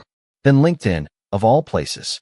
She wrote a carefully worded post about being emotionally devastated because her own brother had withdrawn his financial support days before the wedding. She painted herself as the victim of greed, implied I'd made a cruel promise and backed out at the last second. She never named me, but she didn't have to. The implication was clear. The narrative was set. And the comments? Let's just say, people love a martyr. Within an hour, I had messages flooding in. Some accusing, some pleading, some just confused. But the worst part? Mom commented on the post. A simple heart emoji and, you don't deserve this. We love you. That was it. No defense. No context. Just a public stamp of approval on Morgan's smear campaign. And right then, something inside me snapped. No more protecting them. No more playing nice. I was done. Vanessa looked at me from across the table and said, ready? I nodded once. Let's show them who they're dealing with. I didn't speak to anyone in my family for 3 days. Not because I was sulking. Not because I wanted to punish them. I just didn't know what I'd say if I did. Every time I picked up my phone, scrolled through the dozens, then hundreds, of messages, my chest tightened like a vice. Friends, old classmates, distant cousins, a neighbor I hadn't spoken to in 2 years. All of them suddenly felt the need to weigh in. Some asked for my side of the story, though most didn't. They just assumed the worst. Because when a woman cries on social media and says her brother betrayed her days before her wedding, nobody thinks twice. They pick up their digital pitchforks and start swinging. I wasn't prepared for how lonely that felt. I thought I was. I've always been a little removed from my family, not cold, just distant. I'm not the type to call every Sunday or send thinking of you texts, but I was there when it counted. I helped my parents with their taxes. I co-signed Morgan's car loan years ago. I paid off a small mortgage my uncle had, anonymously. I never asked for credit. I just did it. And none of it mattered. Not after Morgan's post. That carefully worded, manipulative little essay about how she'd been emotionally blindsided and financially abandoned by her only sibling. She never once mentioned the forged contract, or the lawyers, or the threat. Just played it like a Hallmark movie gone wrong. The wrong bride. The evil brother. The heartbreak of a family torn apart by greed. And the worst part? My parents stood by it. Not one call from Dad. Mom posted another photo of Morgan 2 days later, captioned, "My beautiful girl deserves the world. We've got your back." And I just sat there in my kitchen, scrolling, not feeling angry anymore. Just numb. I didn't eat much that week. Vanessa tried, gently, to get me to talk. She didn't push. Just made tea. Left notes. Sat with me in the quiet. But I could feel it. This low hum of something building inside me. Not rage. Not yet. Just this cold, heavy ache in my chest that kept whispering. You're not part of this family anymore. Not really. And maybe you never were. Day 4, I went for a drive. Not anywhere in particular. Just got in the car and went. I think I ended up somewhere near the old baseball field where Morgan and I used to ride our bikes when we were kids. The place where we built mud castles in the rain and threw crab apples at the fence when we were bored. And I sat there, staring at the empty grass, and wondered, when did she change? Or maybe, did I ever know her at all? I thought about the way she used to cry when she got caught cheating at board games. How she'd always make up these elaborate excuses, claiming she didn't mean to move 2 spaces instead of 1, and then pout until someone let her win anyway. And Mom always did. "It's just a game, Justin," she'd say. "Let your sister feel special." I was 8 years old the first time I realized that in our house, Morgan didn't need to follow the rules. She just needed to cry. And I didn't cry. I never did. That's when the rules changed. When I got home that evening, Vanessa was in the office, printing something.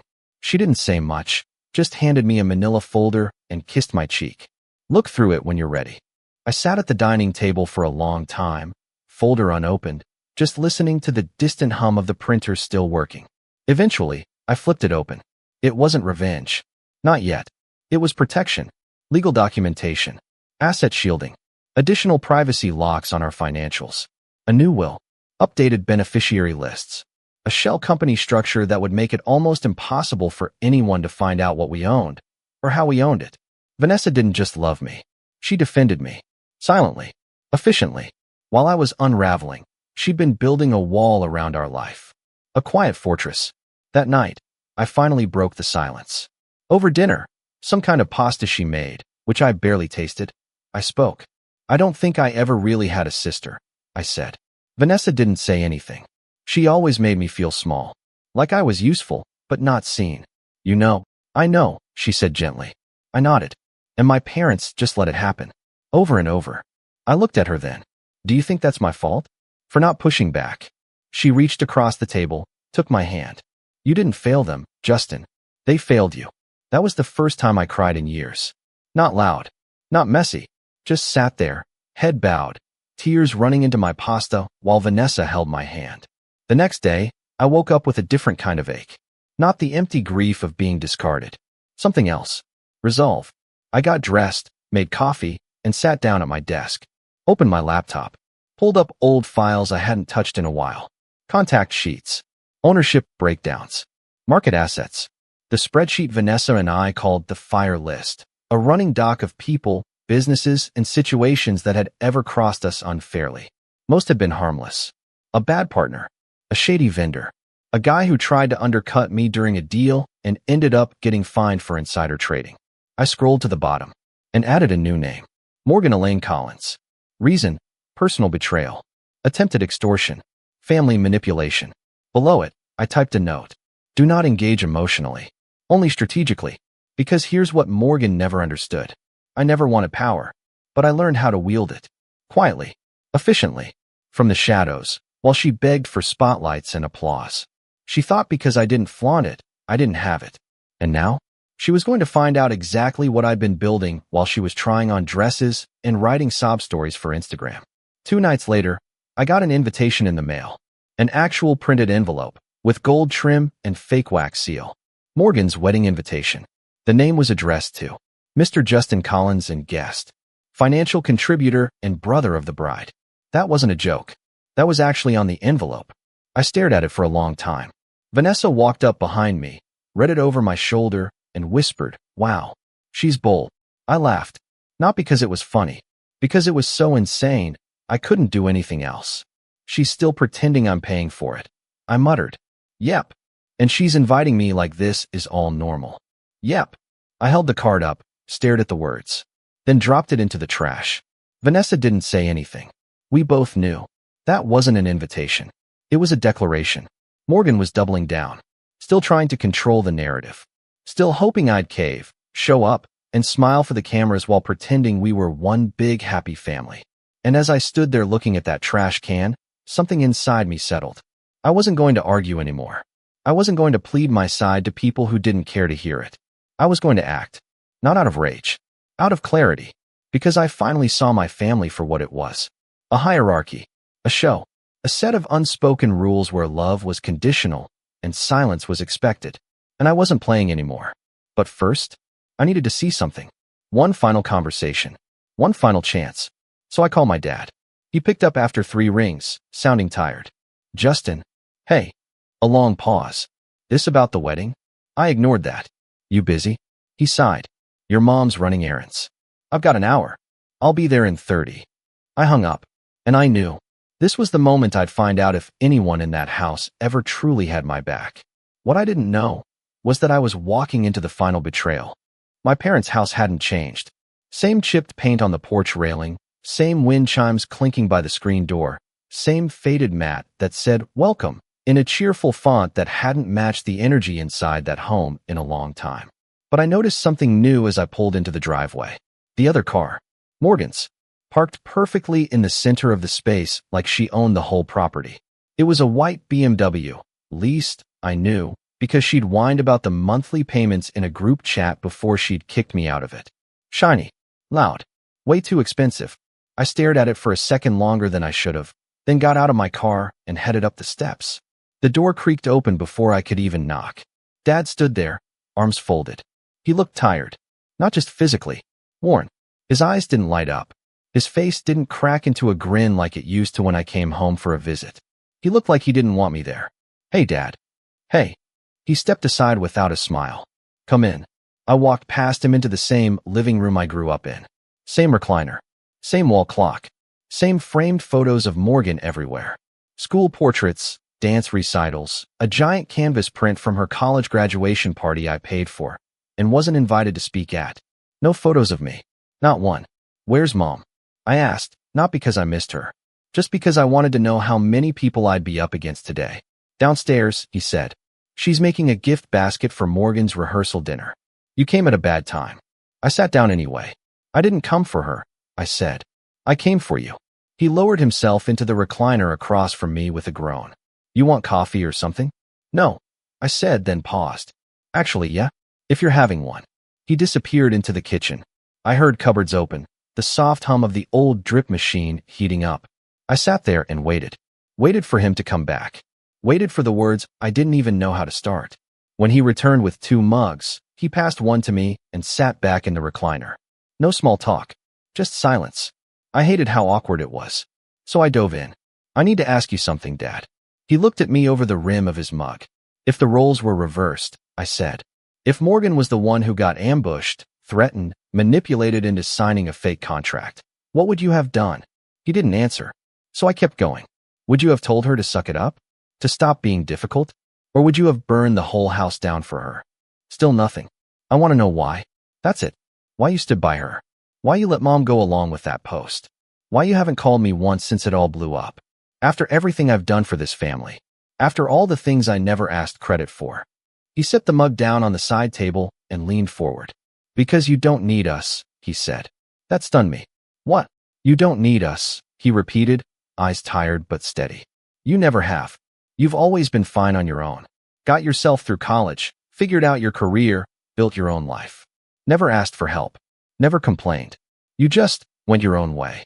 I stared at him. He sighed. Morgan needs us. Always has. She's not built like you, Justin. She's fragile. Emotional. When she falls apart, she falls apart. And your mother, she can't stand to see that. So we pick up the pieces. That's how it's always been. I felt my chest tighten. So you enable her. He didn't deny it. You let her manipulate. You let her twist everything and lie and punish people. And you excuse it because she cries when she doesn't get what she wants. His voice hardened. You think parenting is black and white. You think it's just picking sides. I stood. No. I think parenting is doing what's right. Even when it's hard. Even when your favorite messes up. That made him wince. So I kept going. I didn't come here to beg for love. I came here to say goodbye. His eyes snapped up. What? I'm done, Dad. With all of it. The family events. The fake holidays. The dinners where no one asks how I'm doing unless it's about taxes or wiring money. I'm out. He opened his mouth, but I raised a hand. I'm not angry. I'm just free. I see it now. I've been auditioning for approval that was never mine to earn. And I don't need it anymore. He looked like he wanted to argue. But he didn't. He just sat back and let me walk out. That was the day I stopped bleeding. It wasn't dramatic. I didn't slam any doors. Didn't scream or cry or demand apologies. I just left. And I started to live. Really live.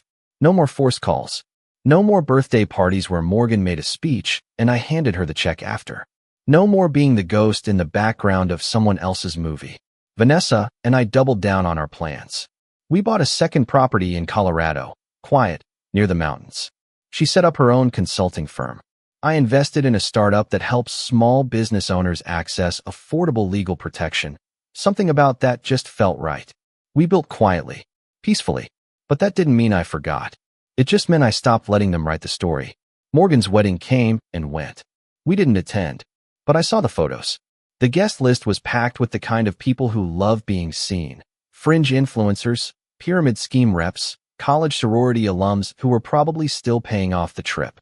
I recognized a few faces, and I noticed one thing right away. No mention of me. Not one. Not even a lie. Just erased. But I knew what that meant. She was covering. Because her entire narrative, that her brother bailed at the last second and left her heartbroken, was built on me not showing up.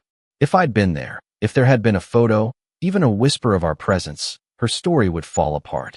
So instead, she pretended I never existed. Which, honestly, felt fair. Because now, she didn't exist to me either. 3 weeks after the wedding, I got a call. Blocked number. I let it go to voicemail. Then listened. It was my mom. Her voice was tight. Cold. Practiced. Justin, I don't know what kind of sick point you were trying to make by skipping the wedding, but your sister was humiliated. People asked questions. People whispered. She cried. She couldn't even enjoy her honeymoon. I hope you're happy. Don't bother calling back. That was the last message I ever received from her. And I never did call back. But here's the thing about walking away. You can only do it cleanly if you've tied up your own loose ends. So I spent the next few months making sure there were no strings left.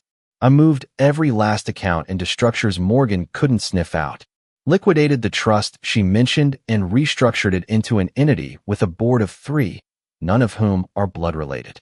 Sold off the holding company attached to my old family name. Started a new one. Quiet. Sleek. Tightly controlled. Vanessa's firm flourished. She took on clients who'd been burned by family business disputes, inheritance dramas, prenups gone wrong. Our reputation grew. Not loud, but respected. People knew us. Not because we shouted. Because we listened. And when we acted, it was final. Then one day, about 6 months after the wedding, I got an email. Subject line, urgent help needed. It's Morgan. I nearly deleted it without reading. But something made me open it. It was from Bryce, Morgan's husband. I stared at the name for a long moment. We'd barely spoken before.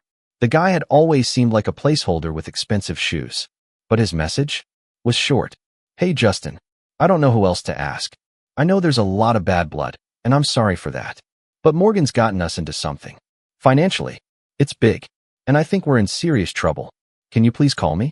I didn't reply. Not right away. But I forwarded it to Vanessa.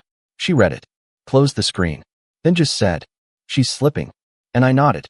Not because I was happy, but because I knew. That was the beginning of the unraveling. And this time, I wouldn't be the one to catch her. I didn't reply to Bryce's email for 3 days. Not out of pettiness. Not even to let him sweat. I just needed time to think. I needed to decide what kind of man I wanted to be. Because when someone betrays you, publicly, deeply, and with every intention of making it hurt, it changes you. Not instantly, but like slow poison. You start asking yourself questions you wouldn't have dared to ask before. Like, what if I didn't forgive? What if I didn't walk away this time? What if I made them feel it?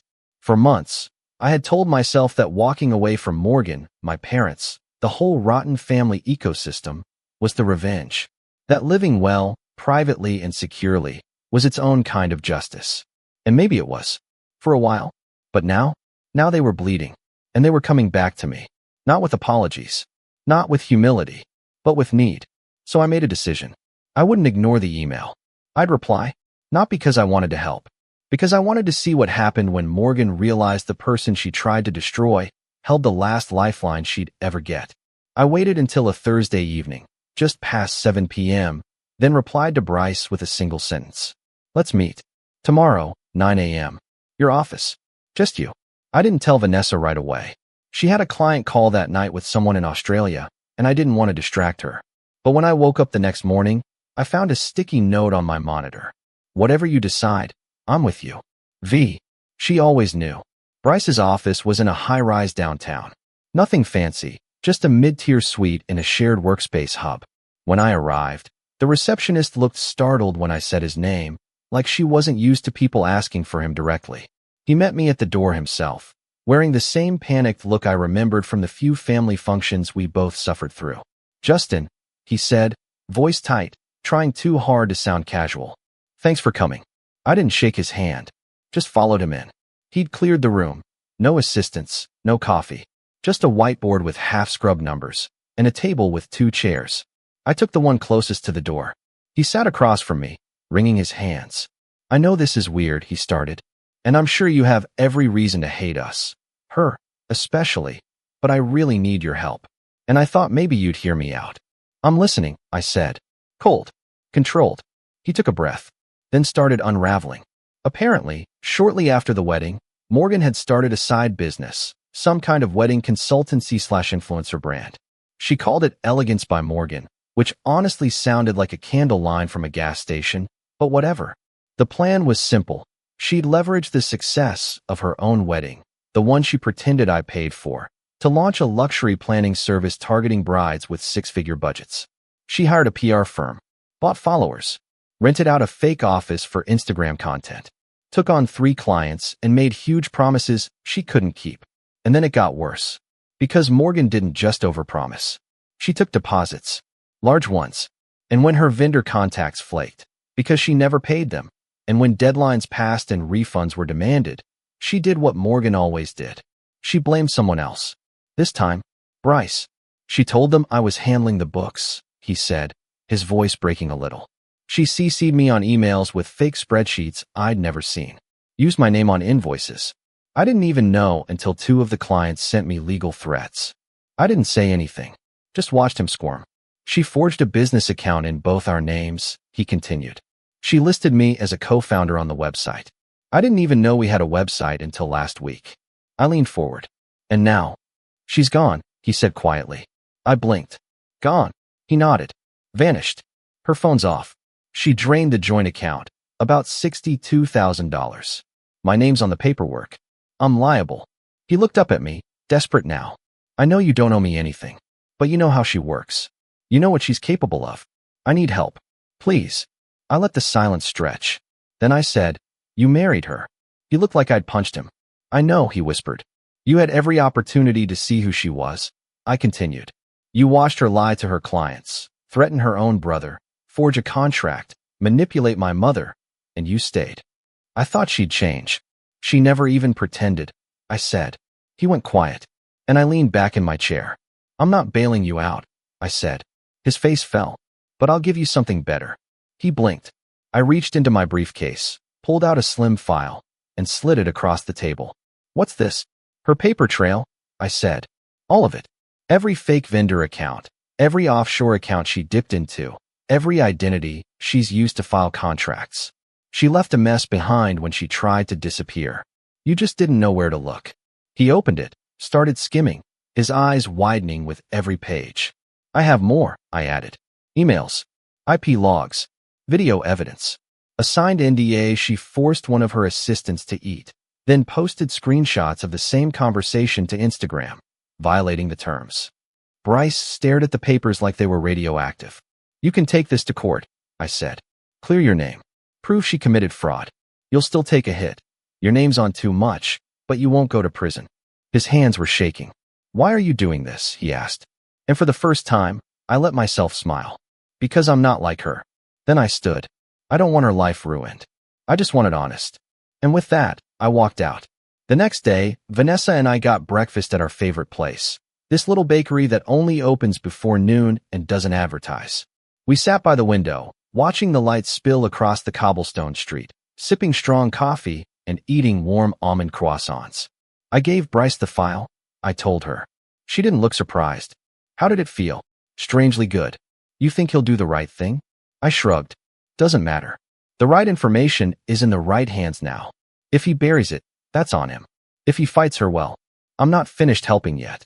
She smiled, brushing crumbs from my sleeve. So it begins. Not yet, I said. This is still the setup. She raised an eyebrow. And what's the play? I leaned in. She stole 60 grand. From 3 clients. That's traceable. I gave Bryce enough to cover himself, but not enough to chase her. Not yet. You're baiting her, she said. She needs money. I said.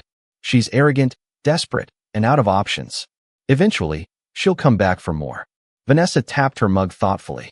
So you're just waiting. I nodded. When she resurfaces, she'll try to tap an old well. She always does. That's when I'll know where she is. And once I do, I didn't finish the sentence. I didn't need to. Vanessa just reached across the table and touched my hand. And in that moment, I knew. This time, when Morgan came knocking, I wouldn't just be ready. I'd be waiting. With receipts. With leverage. And with the kind of quiet power she never saw coming. It took 4 months. 4 months of silence. Of waiting. Of pretending to move on while I knew, deep in my gut, that Morgan wasn't gone. People like her don't disappear. They retreat. They regroup. And when they come back, they do it with a mask and a story and just enough fake vulnerability to make people forget how dangerous they really are. I didn't need to chase her. I just needed to wait. And sure enough, one evening in late April, while Vanessa and I were cooking dinner in our new place in Colorado, her phone buzzed. She looked at the screen, arched an eyebrow, and handed it to me. Blocked number. No caller ID. But the voicemail? It was unmistakably her. Hey, I know I'm probably the last person you want to hear from. I'm in a weird place right now, and I'm trying to fix things. I know we left things messy, but I think we should talk. You're still my brother, and I miss you. I hope you're okay. Call me back. Please. Vanessa muted the speaker. She's fishing. She's broke. I said calmly, stirring the pasta. She ran out of bridges to burn. We didn't reply. Not yet. But that night, I sat at my desk and pulled up a file I hadn't touched in months. Morgan_P3.psw. Phase 3. I opened it. Reviewed every line. Confirmed every contact was still valid.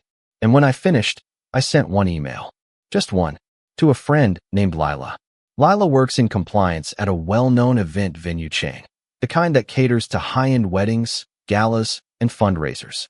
We'd helped her once when she got roped into a bad deal through her ex-fiancé. Vanessa cleared the legal side. I handled the financial cleanup. Lila owed us. And she pays her debts. The very next day, Morgan reappeared online. Subtle at first. A fresh Instagram post, grainy sunset, vague quote. Life is about rebuilding, not regretting. Then a new Facebook page, Morgan Collins Events. Logo in gold script. Luxury wedding planning with heart. No mention of elegance by Morgan. That name was dead. This was a rebrand. She even listed a new LLC in Wyoming, private registry, no address. Clever, but not clever enough.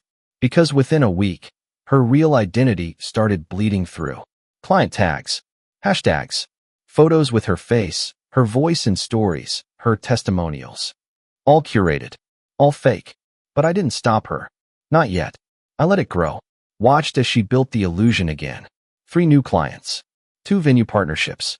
A fake pop-up workshop where she charged $400 per ticket and posted the same photo from 3 angles to make it look full. All fluff. All mask. Until she made her first mistake. She applied to host an exclusive bridal expo in a building owned by a holding company I partially controlled through 3 layers of legal insulation. The name on her application? Morgan Bright. New last name. No mention of the LLC's history. No mention of her scandal. Just a curated pitch deck full of Pinterest quotes and fake revenue claims. Lila flagged it immediately. We approved the application and scheduled the date. Because this time, I wanted the stage set perfectly. The expo was a sleek affair, open bar, ambient music, fairy lights strung through a vaulted ceiling. Dozens of vendors lined the room, each with brochures, samplers, demo reels. And in the center, Morgan, wearing a white power blazer, hair in soft curls, her voice hitting every fake note of polished confidence. Vanessa and I didn't go. We didn't need to. Instead, we had someone else attend. Her name was Tori, a real bride, a real planner, one of Morgan's real victims. The one who had emailed me after the wedding meltdown, quietly, privately, saying Morgan had vanished with her deposit and blocked her after promising a full luxury package. Vanessa worked with her on the back end, helped her get a partial refund from the venue that had blacklisted Morgan. And when we asked if she'd be willing to show up and ask some questions, Tori didn't hesitate. She brought a friend with a camera. Not a big one. Not obvious. Just a little clip-on mic and a lapel cam hidden inside her handbag. The confrontation wasn't dramatic. It was quiet. Professional. Tori walked up to Morgan's booth, smiled politely, and said, "Hi, I'm Tori. I think we worked together last year." Morgan blinked, hesitated, then smiled like nothing happened. "Oh, right, Tori. So good to see you again." Tori nodded. "Yeah, I was just wondering, whatever happened to Elegance by Morgan? That's what your invoice said." Morgan froze. Just for a second. "Oh, I rebranded," she said, waving it off. New direction. And the deposits you collected? Tori asked. Did those rebrand too? People nearby started listening. Just one or two. Enough. Morgan stiffened. I'm sorry, what is this? Tori smiled. Just making conversation. Or should we continue it somewhere else? Morgan backed up a step, then turned and walked. Not fast. Not loud. Just vanished behind a curtain. Tori didn't follow. She didn't need to. Because by then, the mic had done its job. The video hit 3 small industry blogs within a week. No accusations. No threats. Just a quiet little article titled, "Why are so many brides missing refunds from Morgan Collins?" The post linked to receipts, contracts, dates, photos, LLC registrations, voicemails. No commentary. Just facts. And people started talking. Vendors pulled their contracts. Clients canceled bookings. Venues flagged her name in their CRM systems. And then came the big one. A California bridal magazine that had featured her in a top 10 planners to watch spread. They issued a quiet retraction. No drama. Just a note in the next issue. Correction. We are no longer affiliated with Morgan Collins or Morgan Bride Events. And Morgan vanished again. This time, for good. But that wasn't the real revenge. That was just cleanup. The real revenge was quieter. A month after the expo collapse, I flew back to the city for a meeting with a real estate development group. Nothing dramatic, just business. On the way out of the hotel, I passed a woman holding a phone up to her face, pacing in the lobby in sweatpants and a hoodie, whisper screaming into her mic. It took me a second to recognize her. Morgan. Pale. Hair pulled back. No makeup. No audience. I didn't stop walking, but I slowed just enough to hear a single line. I don't have the money, okay? I'm trying. I just need more time. I kept going. Didn't turn. Didn't look back. Because that was the moment I knew. It was done. She would never recover. Not fully. Not in the same world she once ruled with filters and lies and forged documents. Her reputation wasn't ruined by scandal. It was erased. There was no one left to clap. No one left to believe her. And the silence was louder than any courtroom. Later that week, Vanessa and I sat on the balcony of our mountain home. The air was cool. The sky was clear. Our phones were off. I told her about the hotel. She didn't say anything at first, just sipped her tea, then asked, "Do you feel better?" I thought about it, took a breath, and said, "No, I feel clean." Fallout never happens in one explosion. It happens in echoes. Tiny, creeping aftershocks that travel through everything you thought was stable, reshaping it piece by piece until the old version of your world is gone for good. For me, it began with a phone call. Not from Morgan. Not from my parents. From a lawyer. A young man with a calm voice who introduced himself as representing Bryce Collins in a joint civil proceeding.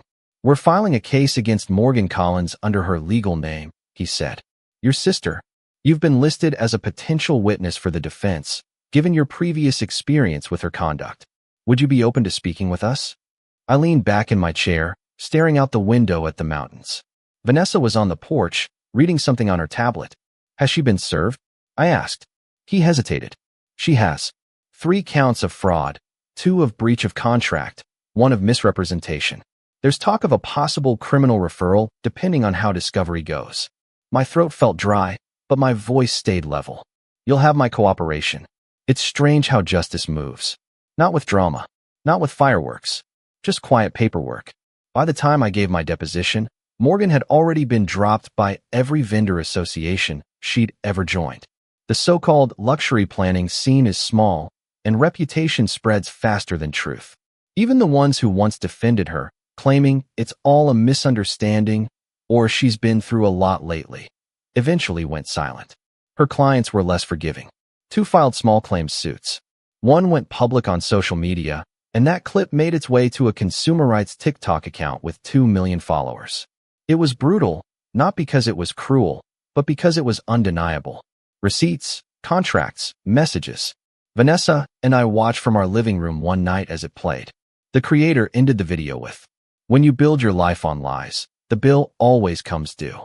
The clip got 3 million views. Morgan deleted her accounts 2 days later. Bryce called me a week after the deposition. "Hey," he said quietly. "It's done." "How bad?" "She settled," he said. "No criminal charges, but she's broke. She had to sell her car, her jewelry, everything. She's moving back with your parents. They co-signed a debt agreement to keep her out of jail. I let the silence stretch. And you? I'm free, he said, voice shaking a little. Divorce finalized last week. I can finally sleep. Good, I said. Start over. He exhaled. You know, I used to think she was just misunderstood. That she was acting out because of her upbringing or the pressure. But she's like a magnet for chaos. She doesn't survive unless someone else pays the bill. Yeah, I said quietly. I know. He hesitated, then asked, do you ever think she'll change? I thought about that for a long moment. No, I said, but I think we finally did. The next wave came from my parents. It started small, an email from Mom, written in that clipped, polite tone she uses when she's embarrassed but won't admit it. Justin, I know things have been tense. Your father and I are trying to help your sister through a difficult time. She's made mistakes, but she's still family. We'd like to talk, if you're open to it. No apology. No acknowledgement. Just expectation. Vanessa read it over my shoulder and said, you don't owe them closure. I know, but I replied anyway. I hope you and Dad are well. I wish you peace. But I'm done trying to fix something that never saw me as family unless I was useful. Take care. That was it. No anger. No argument. Just the truth. A week later, Mom sent one more message. We'll respect your decision. I hope someday we can start again. That someday never came. And I didn't wait for it. 6 months later, life looked different. Vanessa's firm had grown into a full-fledged consultancy. She hired 2 assistants, started speaking at conferences. She even landed a feature in a major business magazine, a spread titled, The Women Fixing What Greed Breaks. I invested in 3 new ventures. One of them, a legal tech startup that helped automate fraud reporting for small business owners. I didn't announce anything publicly. Didn't post a single update. Just worked. Quietly. Sometimes success doesn't roar. It hums. Steady. Strong. Certain. The last time I saw Morgan was almost a year later. It was at a grocery store near the city. I'd flown back for a board meeting and stopped in for something quick. Coffee, snacks, a few essentials before heading to the hotel. I turned a corner and there she was. Alone. No makeup. Wearing an old hoodie that hung off her like a memory of a better time. She didn't see me at first. She was arguing with a cashier about a declined card. Her voice was sharp, desperate, but not powerful anymore. I stood there for a second, watching, and in that moment, I didn't feel joy, or pity, or anger. I just felt done. She looked up, and for a flicker, our eyes met. Her expression shifted, shock, then something else. Shame, maybe, or recognition. She opened her mouth like she wanted to say something, but I just nodded once. Not cruelly, not kindly, just a nod, and I walked away. That was the last time I ever saw her. I never heard from my parents again either. No calls, no cards, no holiday messages. And that was okay, because sometimes peace isn't about fixing things. It's about finally being fine with the silence that comes after. Years later, I sat on our back porch with Vanessa, watching the sun dip behind the ridge. We'd built a life far away from noise, a quiet, steady rhythm of work, laughter, and small, meaningful moments. She looked up from her book and said, "You never told me what you said to her that day at the grocery store." I smiled. "That's because I didn't say anything." She tilted her head. "Would you have?" I thought about it. "Maybe once," I said, "but not anymore." Some people mistake forgiveness for weakness. It's not. It's freedom. You just have to stop giving them space to live inside your head. She smiled softly. "So what do you call what you did, then? What was all of that?" I took a long sip of my coffee, let the wind move through the trees, and said, "Accountability." She laughed quietly. "And do you think she ever learned?" I stared out at the horizon, the light fading, the mountains painted gold, and shook my head. No, but that was never the point. The point was, I finally did. A few weeks later, a letter arrived at our office addressed to me. No return name, just a familiar handwriting I hadn't seen in years. Inside was a single page. It said, "I'm sorry. I never realized how much you carried for all of us until it was gone. I hope you're happy. Mom." No mention of Morgan. No request to reconnect. Just that. And somehow that was enough. I folded the paper carefully, slipped it into my desk drawer, and didn't respond.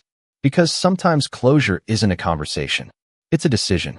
That night, I sat on the porch again, the stars stretching across the sky, the air thin and quiet. Vanessa joined me, resting her head on my shoulder. "Do you ever miss them?" she asked. I thought for a moment. "Sometimes," I said. But then I remember, I didn't lose them. I finally saw them.